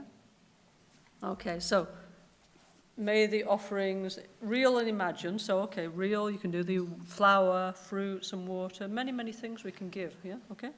Or imagined, which is much, much more, the whole universe, yeah? So this Bodhisattva Samantabhadra he was a bodhisattva. We have a picture of him, I think it's upstairs, no? Or it's in the library. Anyway, it's in here somewhere. We have the Buddha Shakyamuni and the 8 Bodhisattvas. He was one of the main disciples. No, where is it? I can't see. There. On that panel there where there's the Buddha, yeah? Around are the 8 Bodhisattvas. Samantabhadra was the one, he's the all good one, yeah? And he has this special power of emanation, of manifestation, yeah? By the way, at Losar, which is the Tibetan New Year, which is from the 10 of February for 2 weeks, yeah? I'm going to come here and we're going to do many beautiful things, yeah? Okay, those of you who like to go on pilgrimage with Lama Michel Rinpoche, of course, how wonderful. Those of you who maybe, for whatever reason, like more economy model, would like to have a beautiful pilgrimage to Albagnano, are very welcome, yeah? And one of the things we're going to do in our Losar festivities is we're going to do a beautiful practice called Mahayana self-healing, which is connecting with the Buddha Shakyamuni, Prajnaparamita, and the 8 Bodhisattva, yeah? And understanding how to practice the Bodhisattva path. So beautiful, yeah? So anybody, if you have time, yeah, like to, you know, or just spend 1, 2 days, 3 days, whatever with us, come on in. For us, you know, For Buddhists, yeah? Okay. February. February. Is, around 10. It starts 10. Around Yeah? 10. Actually, the last day of the year, which is the 9th this year, also we do some pujas and stuff, yeah? Anyway, if you'd like to come, you're very welcome. We're going to do this, yeah? This year is the dragon year, okay? Next year. So a very powerful year. So it's good, always you should start the year with a good motivation. You're doing something positive, yeah? Okay? So anyway, if you like to join us, you're extremely welcome, okay? Yeah? Yeah. Anyway, so, okay, next, offering mantra, yeah? Now I can look at Carmen.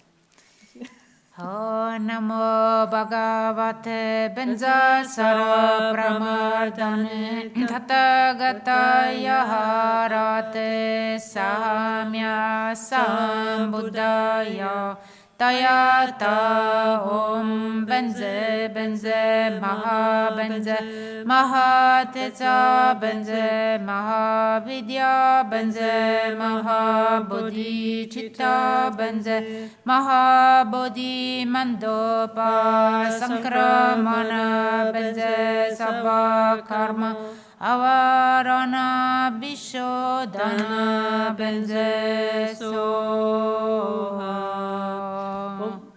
When we do this bit, then it's when all the offerings manifest, yeah? So it's like Christmas, yeah? Everything full of beautiful things, yeah? To be offered, yeah? To the Buddhas, the holy beings. Also, by the way, I mean, offerings are actually to the holy beings, but then also imagine that people get what they need, you know, yeah? You know, let's say the hungry, they get food, the thirsty, they get water, you know? Yeah? So we should do like this, okay? Then there's this translation. This is Sanskrit, yeah? Okay, it's taken from the Prajna Paramita. When we were young, when we used to sing with Rimsha, we didn't know what it means, but now we're very clever and we know what it means, so we put the translation, yeah? This is actually, so you don't need to say this if you don't want, but it's what it means. All mantras mean something, yeah? Yes, it actually is the first time that we published the translation of this Om Namo Bhagavate mantra. Yeah. And I don't know if Lama Caroline read this translation, is very particular.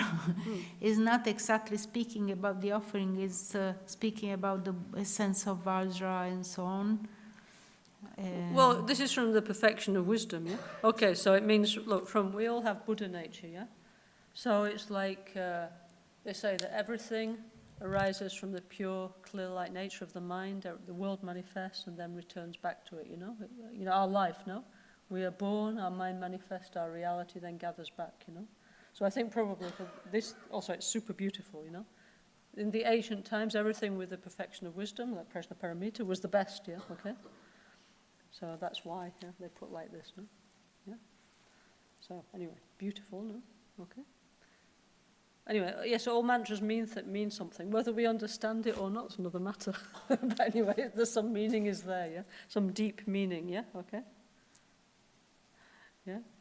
Okay, then expressing the power of truth, please, Kamala. Kancho suhongi dem padam sangyeta chanchu sempa tanche ki jingi ladam zoni yosu zompe ganta chempo dam choki gi nampa danji sangi mikyape Dovdi dashini dogyorci.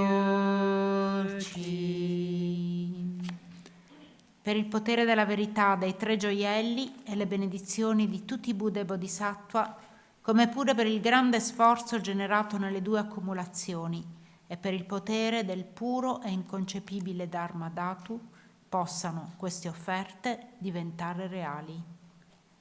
By the truth power of the three jewels and the blessing of all the Buddha and Bodhisattva, as well as the great strength generated by the two accumulation and the power of the pure and inconceivable Dharmadhatu, may these offerings become real, yeah?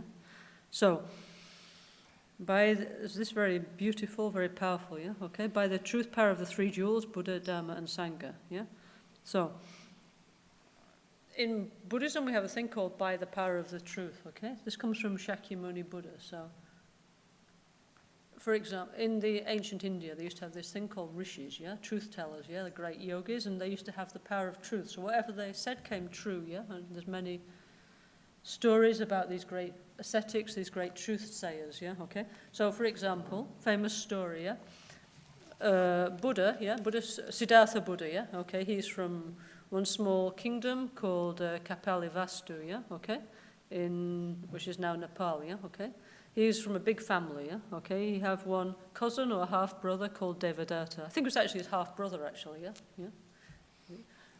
And so Siddhartha, as we know, he became enlightened, yeah, okay, become the Buddha, yeah. And then many of his families joined with him and formed the first Buddhist Sangha, yeah. So his brother, his cousin, Devadatta, he was jealous of the Buddha, yeah, because he's like, I'm a prince, you're a prince, you know. So he was like always competing with Siddhartha. So one time, the Buddha, the Shakyamuni is a person, no, the Buddha was a historical person, so he was sick, yeah. So then his doctor, who was called Jivaka, he gave him one medicine for his stomach, yeah. So then he'd eat it and he'd get better. So then Devadatta, he said, okay, I want to eat it too, because why not? I'm as good as you. And the doctor said, I think it's a bit strong for you. I think it was not good for you, you know. But he said, I don't care, I'm going to take it, yeah. So then he ate the medicine, and then he becomes super sick because it was not fitting with his constitution, yeah, okay.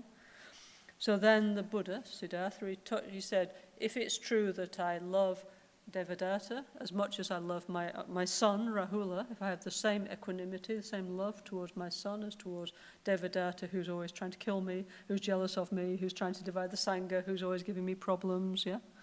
Who's constitution rompi scatterly, yeah? If I love you the same, may you be cured. And then he touched on the head, no? And he got cured, yeah? Yeah? So there is some power, actually, in the power of truth. It's true, yeah? It's true, yeah, definitely, yeah. So by the truth power of the Buddha, by the truth of the Dharma, the truth of the Sangha, yeah, may what we say become true, yeah, okay.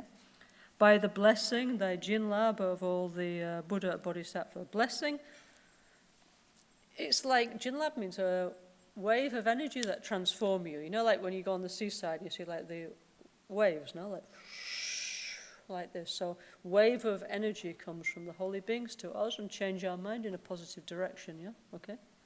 So this word jinlab, lab means like a wave in Tibetan, yeah? Yeah? Something like blessing wave of energy is coming to us, yeah? So mind goes from negative to positive is the idea, yeah? Okay? Then by the great strength of the two accumulations, so it's the accumulation of merit and wisdom, yeah? So you know, when we're doing self-healing, we do like this, you know, okay? Yeah?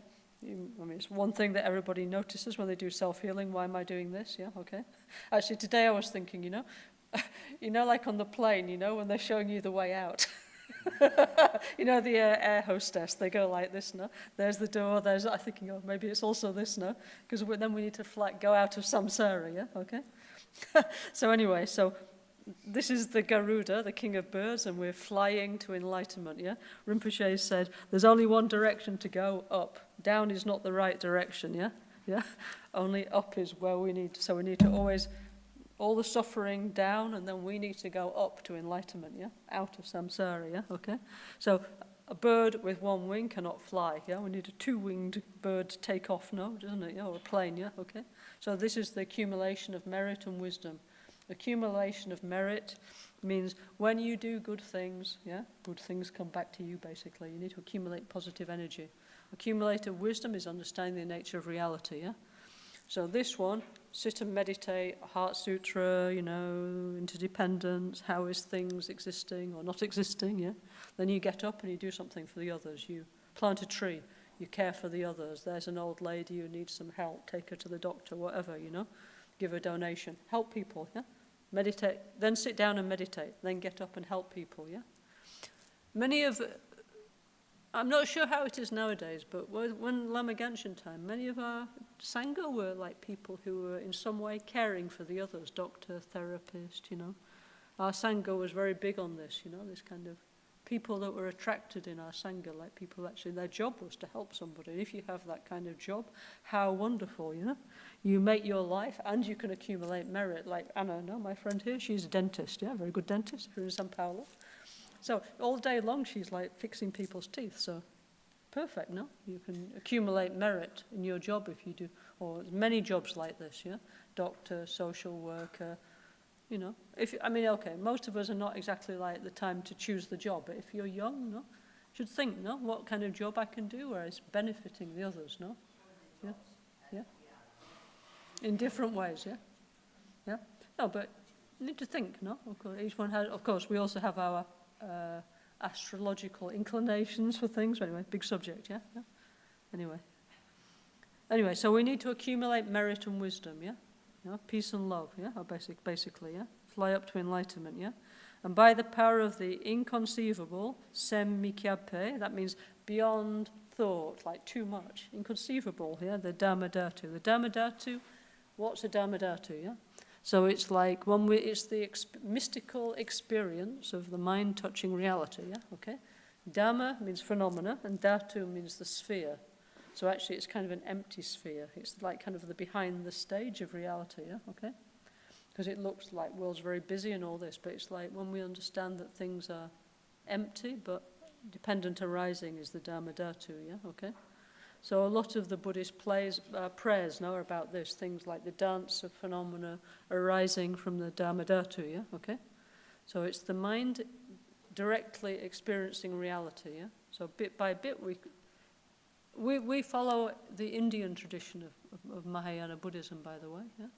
So in the Chinese, Japanese type of Buddhism, they have this idea of like breakthrough, also some types of Tibetan Buddhism actually, they have this idea of like kind of a satori, breakthrough experience, like poof, yeah, get enlightened, yeah?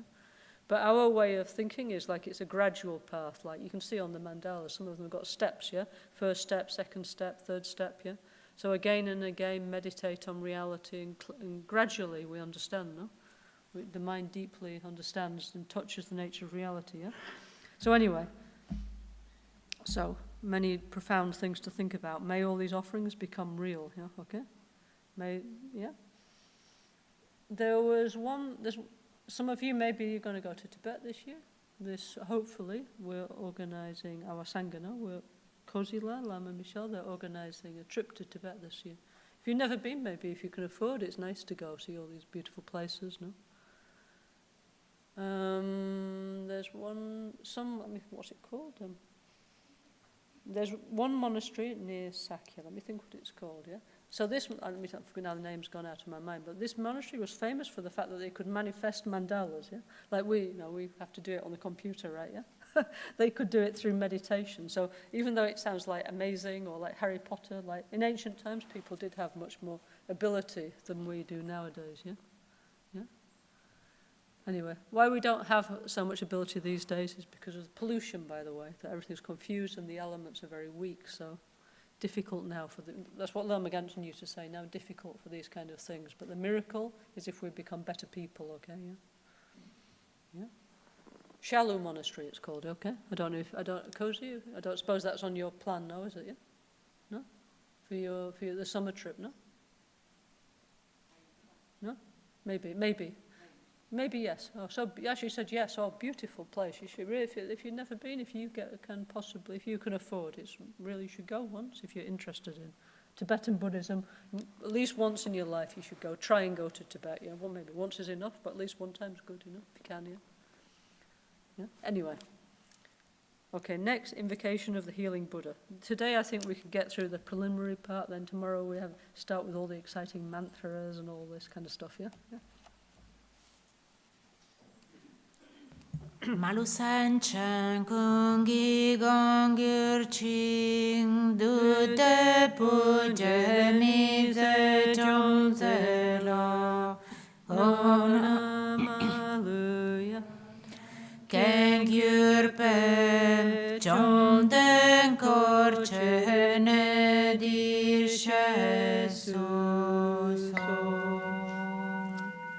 protettore di tutti gli esseri, soggiogatore del potere illimitato delle tribù e delle energie degli esseri demoniaci.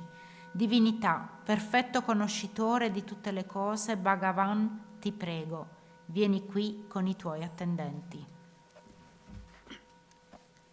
Protector of all beings without exception, endless subduer of demonic being and energy, Deity, perfect knower of all things, Bhagavan and attendants, please come here. So this verse, yeah, with this verse you can call any Buddha, yeah? So it's good. So all our sadhanas, NgalSo sadhanas, when you say this, you call Medicine Buddha, Chenrezig, Maitreya, Avalokiteshvara, all come with this verse, yeah? Yeah. So this verse was made by one lady called Magadha Zangmo. That's Tibetan name. That means the excellent lady from Magadha. That means central North India. So she was a historical person in the time of the Buddha, yeah? So she was from there, but then she got married to somebody somewhere else in India, okay? Like far away, yeah? So she was a Buddhist, yeah? So she used to go on the top of her house, flat roof, you know, in her wherever she was, and she used to stand there with an incense stick, and she used to say this verse, yeah. And one day the Buddha turned up with 500 arhats flying through the sky, yeah. So fortunately, she was able to whip up quickly a meal for 500 people and make offerings to them. So ever since then, yeah. This is the story, yeah, yeah. And there's one part of the story that's nice. Is there's Ananda, yeah? Buddha, yeah? He had a cousin called Ananda, yeah? And Ananda said, I want to be your attendant, and I will spend 24 hours a day with you forever. And Buddha said, yeah, sure, okay. So then he was like his assistant, yeah? And he like slept in the same hut, he went everywhere, like his kind of secretary type of thing, yeah? Okay. So then, after the Buddha passed away, many of the other disciples, they became called arhat, yeah? They realized the nature of reality, and they developed what was like superpower, you know, and special wisdom and this and that. But Ananda didn't, you know. And he was like, I've been all the time with Buddha, and I never, you know, got the realization, yeah? Okay, and he was kind of feeling sad, yeah? So then, this time, the Buddha said, okay, tomorrow we're going to visit this lady in wherever, Madras, yeah? Who can fly, can come with me, not on Lufthansa, who can fly by levitating, yeah? So then Ananda said, I've got to go, I'm the Buddha's secretary. So he's like, and finally he made it, yeah? So he was the 500th one who could come and fly with all the rest of them, yeah? It's nice, yeah? So anyway, so that's how Ananda developed his realizations, yeah? Because he couldn't bear to be left behind, yeah? Anyway, this is Shariputra and Maudgaliana, okay? Buddha had many very famous, powerful disciples. Also, he had like female ones, by the way. But because these paintings were made for monasteries, they used to put men ones. But there's also 8 great female disciples, by the way, of the Buddha, yeah? Anyway, so Ananda should be, maybe he's behind Shariputra or something on that picture, yeah? And you can't see him, but he's there, yeah? Okay. Okay, so anyway, many times when we do puja with the monks, actually at this point, this is not a stick of incense, but we hold a stick of incense, yeah, when we do malusem, yeah, then we do like this, yeah, make offering of incense, and then the monk comes and pick up the incense off you again. So if you see in the temple, that's why, yeah, we're calling the Buddha like that, yeah, okay. Okay, then 7 limb prayer, yeah, okay. Gosungo pekone chatselo gosha yitru chopa malubur tomene sanditu tanchesha gepa gewana la jeyirang kawamato bardule shune Dola chöki korlo korwadam Dashe gena chanchu cempongom. Con corpo, parole e mente mi prostro devotamente e faccio offerte reali e immaginarie. Confesso tutti gli errori e le offese commessi da tempo senza inizio e gioisco delle virtù degli esseri ordinari e degli arat. Vi prego di rimanere finché il samsara non sarà vuoto e di girare la ruota del Dharma per tutti gli esseri senzienti. Dedico le mie virtù e quelle degli altri alla grande Bodhi.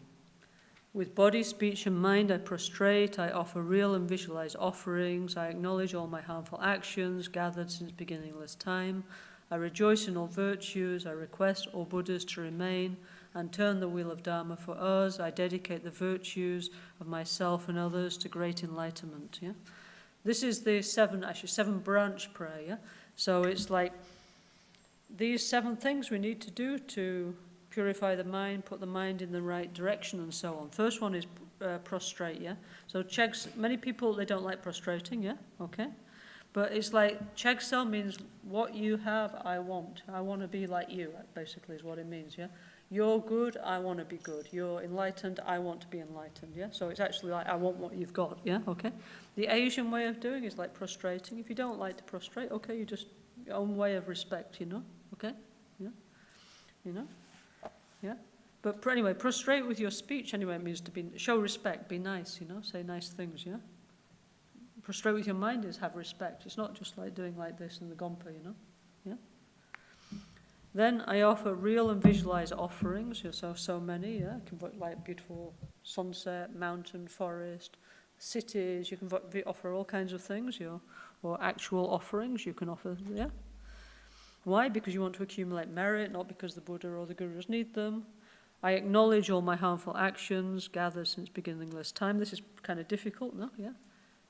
But if we don't acknowledge we did something wrong, we cannot heal ourselves, yeah? Okay, so bringing it into light, yeah? It's not like you feel guilty or something, but it's like, oh, I did something that wasn't very good, it wasn't helpful for myself and others, and now I need to change. If we don't acknowledge, no way we're going to do anything about it, is it, yeah? Okay, so that's just a psychological fact, yeah? So you might think, well, even to acknowledge what I did like today is difficult, never mind about the rest of my life or beginningless lives, but okay, yeah? And by the way, of course, other lives, most of us, we have no idea what we did. Like me, I cannot have no idea what I did in the past, yeah?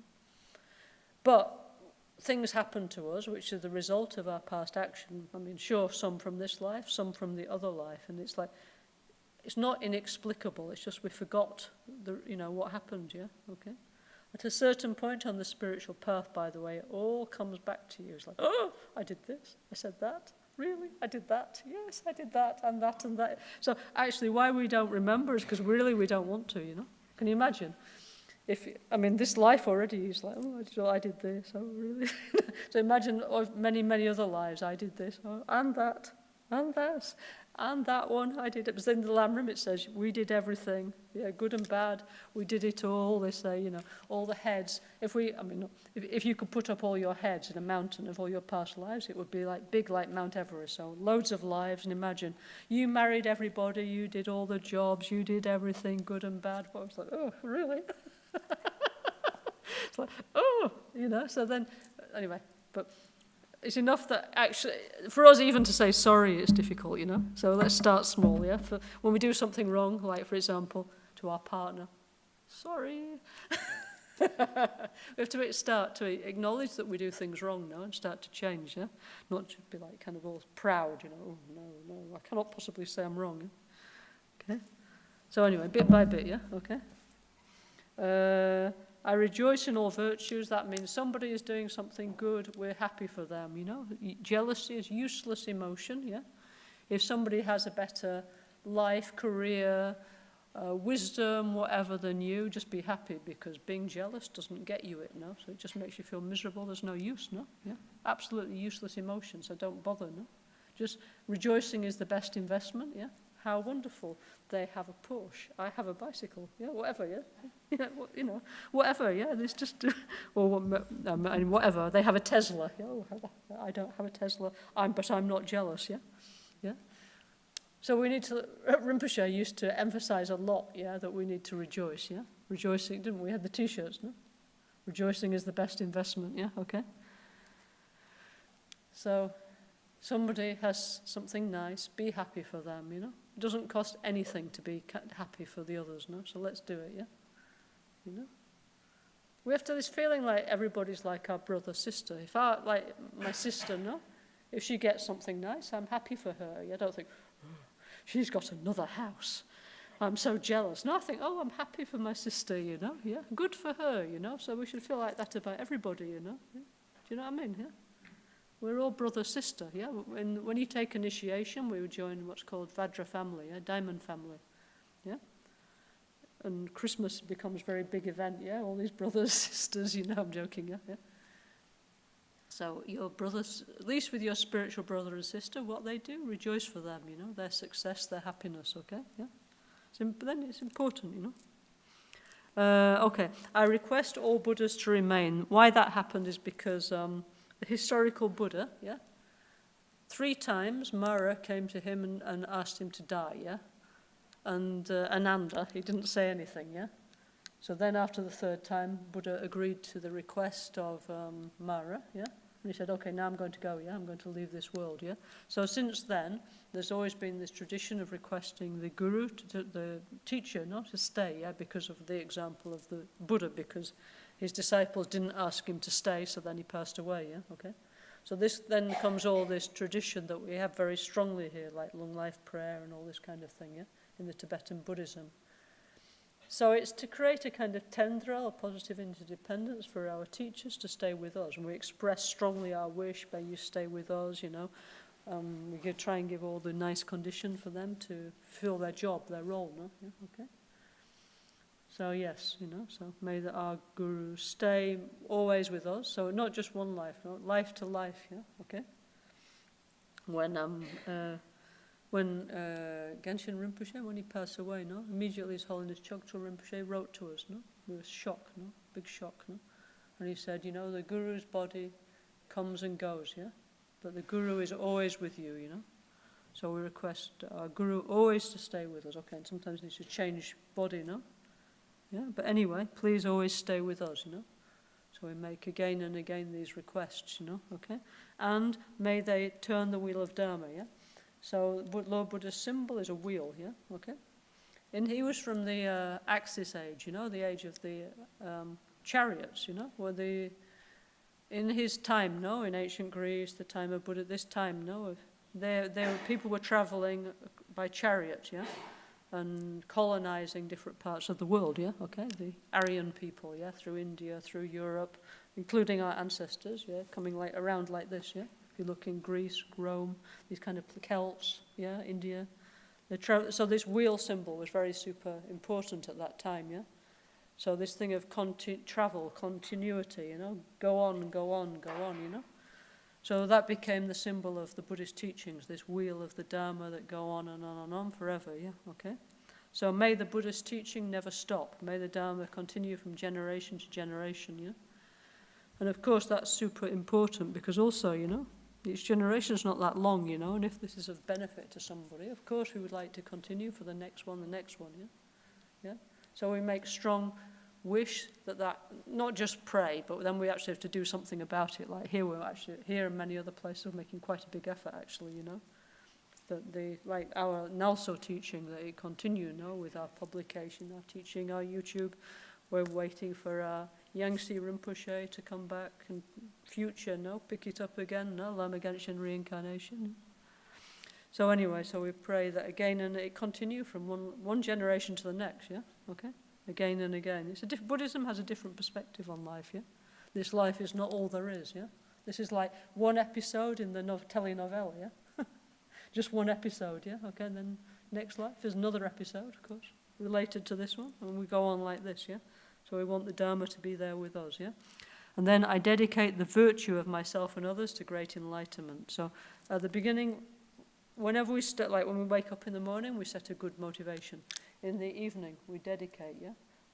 Yeah? Why? Because we create a certain amount of positive energy, punya, then we put somewhere. We put where? For the benefit of all beings, yeah?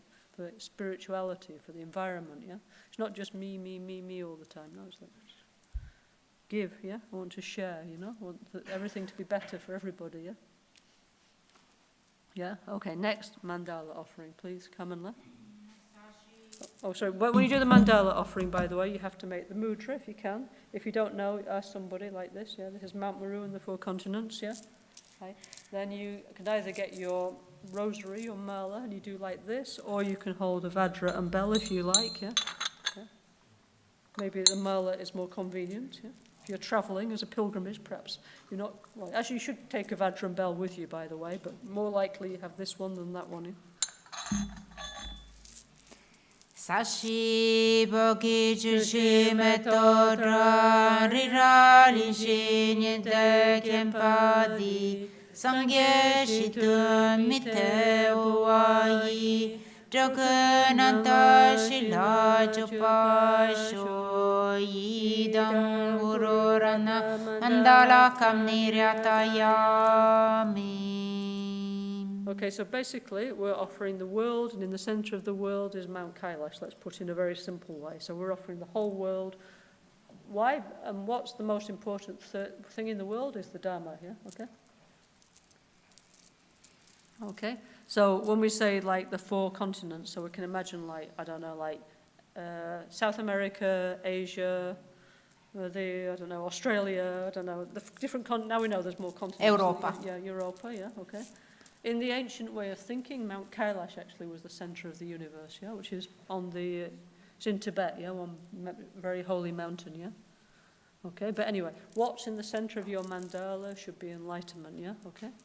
So we imagine whatever I'm doing in my life, the most central thing is enlightenment, yeah? Okay, the rest is around, you know, the job, the money, the this, the that, you know, family. But the central point is in this life, I want to use it to evolve, yeah? That's in the center of my mandala, okay? So we offer to the Guru, to the Buddhas, yeah? Okay, so that's very beautiful, yeah? Okay? All this, there's a lot to say, but no time today, you know. But there's many, many beautiful mandalas, outer mandala, inner mandala, secret mandala, yeah. You can offer yourself as the mandala offering if you want, yeah. Yeah, you can, yeah. Here, I offer myself to all humanity to be your servant, yeah. Yeah, you can do, if you feel brave, you can do like this if you want, yeah, okay. Okay, now not so much time, so now we do the last part, yeah. Buddha Shakyamuni prayer, please, yeah.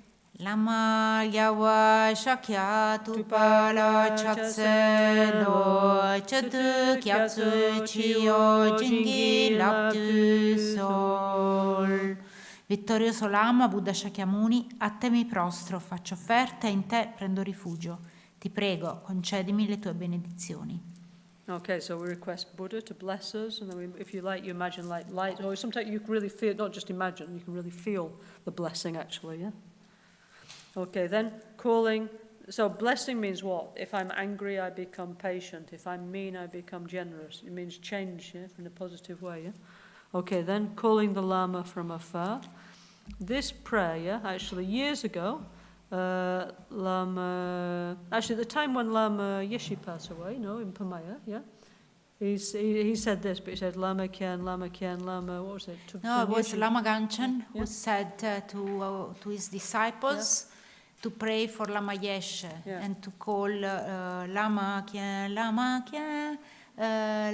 Yeshe. Lama Tupten Yeshe Kyan or something, yeah? Lama Tupten Yeshe Kyan. This was the original composed by Lama Gangchen for Lama Yeshe. Mm-hmm.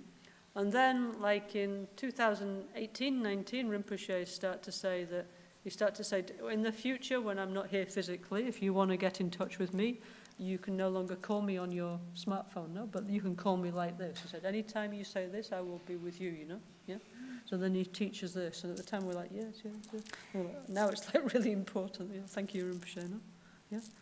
So this is our hotline to Rinpoche, okay? Lama Kyan, Trincenza Lama Kyan, Lama Kyan, Kyane Kuntu Lama Kyan,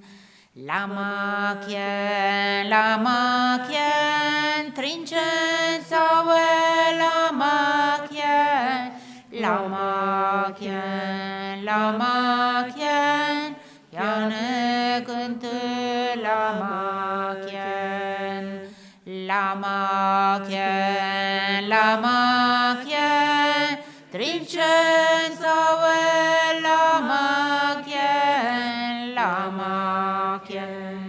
Lama Kyan, Kyane Kuntu Lama Kyan. You know, many times in our life, which like we really don't know what to do, yeah? I mean, me, for example, if I have some doubt or something, I call, help, help better, try it, or if I don't know, many times in your life you need some help, so Rinpoche said, I will be there for you, so try. Yeah? Maybe you already try. If you don't, maybe try now, yeah? Okay? Very beautiful, no? Okay? You know, like our beloved master, no, Rinpoche, he left the body in 2020, no, a few years ago. But still he's very much with us, you know. We see, I mean, even a few days ago, no, we see all the, here in Albagnano, the incredible light show, no? This Rinpoche blessing, no? Still very, very much present, you know. Like me, many times, you know, I'm going around the world, different, like Brazil, Chile, everywhere. I feel, yeah. Whoa, bello, no? So in our other temple, we haven't, you don't know, but in Brazil we have this, the second, yeah? This is Temple of Great Love. They're going to put this. We have some second one, but bigger in Brazil, yeah? So at the same time, when it come this beautiful light here, come the same light in the other temple like this in Brazil, yeah? Okay. Why? Because it's blessing of the Guru. That's true, yeah? Amazing, no? Anyway, so it's true. Rinpoche is really with us. We're lucky people, you know? Okay, life's complicated, but we're so lucky, yeah? This we need to always keep in our heart, yeah? Then the rest is okay, you know? We're all going to get old, sick, die, whatever, but anyway, we're lucky, yeah? Anyway, it's okay, you know? So, okay, then, okay. Then essentially, no, not that page, what is it then? Where, oh yes, hang on. Essential short Guru Yoga. This we need to do pretty quickly, yeah? So we're going to do the Guru Yoga of Kyabje Trijang Dodichen, who was Lama Gangchen Guru. So Rinpoche, whatever he did, he would do Trijang Rinpoche mantra and prayer. Even when he discovered a photocopier, he covered his whole house, the whole roof was covered with coloured pictures, do you remember? Of Trijang Rinpoche. I was like, who's that? Yeah, this wallpaper, this Lama looking down. Were you there when he did that? Marco Polo. Yeah, yeah. Yeah, that Rinpoche put all the images. Were you there when he did it? In the room. Yeah, yeah. Yes. Did you go? Were you the one who had to go to the photocopy shop? I don't remember exactly who went to the photocopy. I remember his room full of faces of his guru, just you looked at Trijang everywhere. Like a wallpaper, you know? Like a mosaic everywhere. See. Yeah? Okay, so Trijang Rinpoche, now Rinpoche, we request their blessings, you know? Probably, by the way, in the future, you know, when one day we have our Yangtze Rinpoche, which we don't know when, but no problem, because our great Lama is taking care. One day will come, no? Probably then we have to adjust this, and we have Choktrul Rinpoche, and, yeah, new reincarnation of Trijang Rinpoche, and new reincarnation of Gangchen Rinpoche, yeah? Yeah? Because it goes through the generations, yeah? But right now, we keep this one. And in the future, probably, our great masters will change it to the new ones, I imagine, this prayer. Okay, please come on.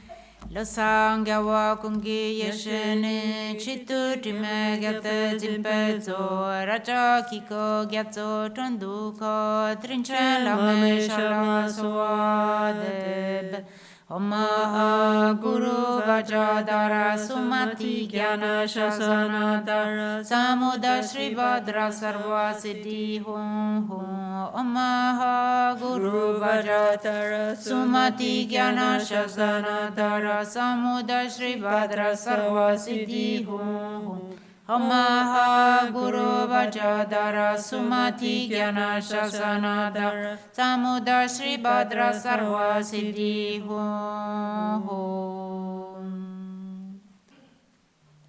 Puchazampo Pelgyuta Shipa Tuchete Pedrin Le Yangoda Pede Droloza Pede Bachen Palden la meshala sovade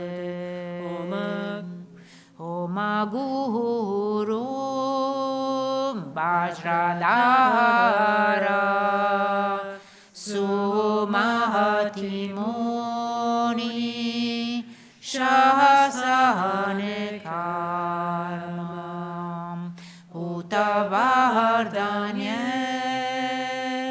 Shri Bhadra Varsamahanya Sarva Siddhi Hum Pakyukye Kudam Dagilu Pakyuke sudahandaginga. Pakyuke tudandagi. Toyermechik tuhujingi lob. Makyuke dagilu. Makyuke sudahandaginga. Makyuke tudandagi. Toyermechik tuhujingi lob. Okay, at this point we imagine that our guru, like a kind of hologram version, a light version of our guru, dissolves through the crown of our head and enters our heart chakra, mixes with the root of our subtle mind. And in this way our mind is profoundly blessed, okay? And then, actually, you can meditate, actually.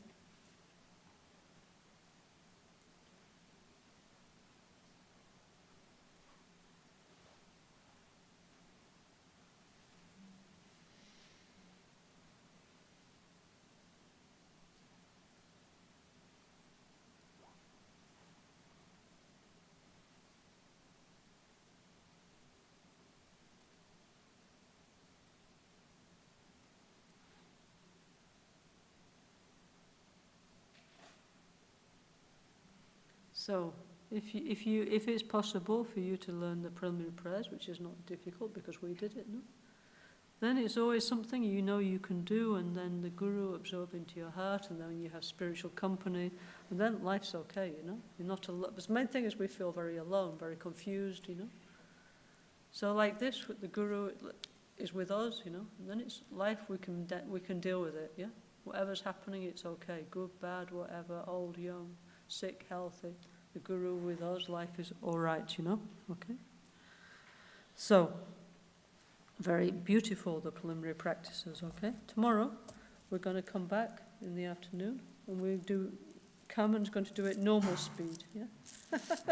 Yeah? Tomorrow, we check the program, maybe it's a bit different. What's the program tomorrow? Perché tomorrow is the last day, no? So there is the dinner, I don't know, I don't remember now well the program. I check.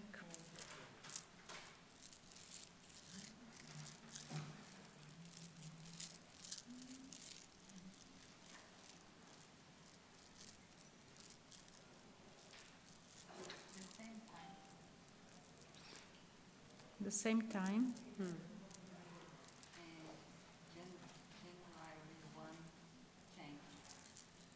Okay, so anyway, tomorrow, what we're going actually, these mantras are so beautiful, you know.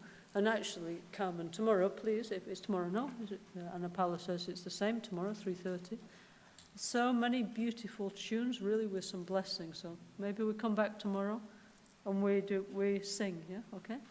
Okay, of course, and I can explain to you, it looks like this, and it looks like that, and does this, and does that. But so beautiful is the feeling, you know? Like like we did yesterday, the transmission, like 3-3, but actually we always sang a lot, you know, like, Om Mani Padme Hum. So beautiful, yeah? You do more or less as you like, yeah? So maybe it's the last day of the year, so it's so nice if we come and we do the mantras tomorrow, yeah? Maybe we just concentrate on that part, yeah? So it's so beautiful. We spent many years together doing this in Milano, yeah, in our company, no? Singing all this beautiful song and tune. So come back and enjoy this blessed song together tomorrow, yeah. So anyway, those of you who have time, come back 3:30 and we do it together, yeah. Okay. Okay. So. Yeah. Yeah. Same. Yes. Sir. But not the same because we're going to do the mantras, yeah? Today we talked about the preliminary practices, yeah? Okay? Because tomorrow we're just going to go like, yeah, tomorrow, yeah? Now you all know. Okay, now we're just going to do it. So we'll go on to the mantras, and I hope that you feel the blessing of the practice, okay? Okay, let's dedicate, yeah? Apparently at 6 we have to stop, yeah? Okay? By the way, I think if anybody's interested, Guru Puja is still on somewhere in the temple, yeah? Dharmapala. Now we have so many gompas, we don't even know what's going on in here. So many different things going. If you go upstairs, and you probably hear something, if you like to do the Guru Puja, you're welcome. Everybody's welcome to everything, you know. Okay? Anyway, now all the positive merits that we made from doing this afternoon, we dedicate. We touch our hand to our heart. We dedicate that our 5 negative emotions become 5 wisdoms. May the 5 elements be healed. May the world become a better place. Yeah, okay? Om Vishwa Shanti Om, Om Vishwa Shanti Om, Om Vishwa Shanti Om, Om Vishwa Shanti Om, Om Vishwa Shanti Om. And then in our book we have dedication prayer. Where is it?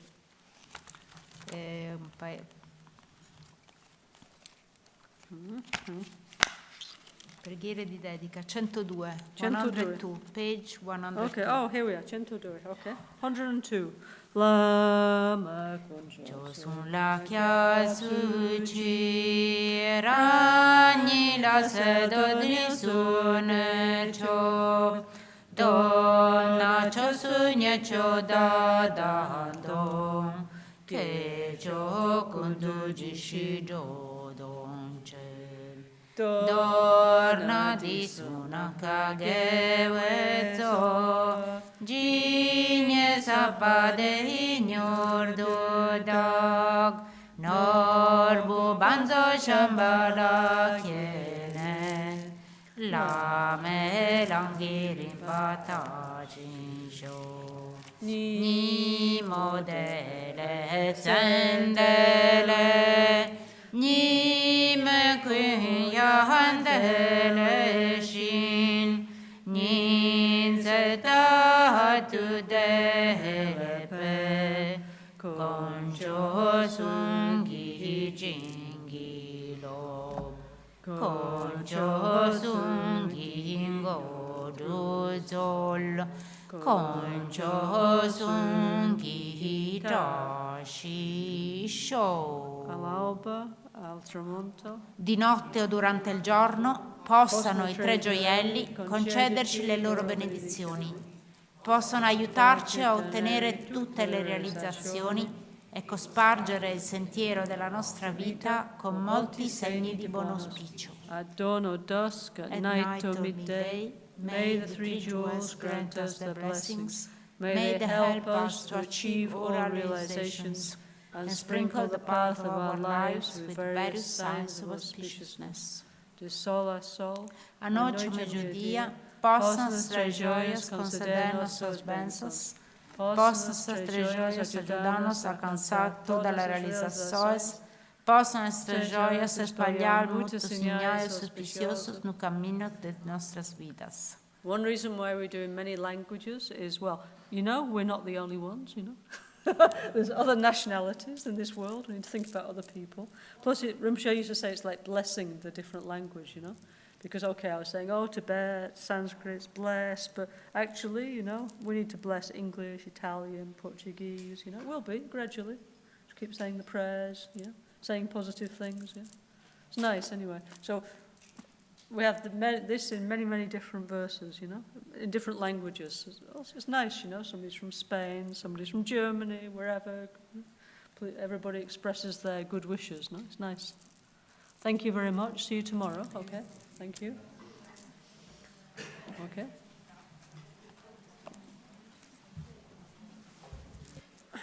Thank you, Mary Christina, who's working hard in the box for us. Thank you, Carmen, Carmi, everybody helping. Yeah? Thank you a lot, yeah? Hi, Roberta, thanks. How are you?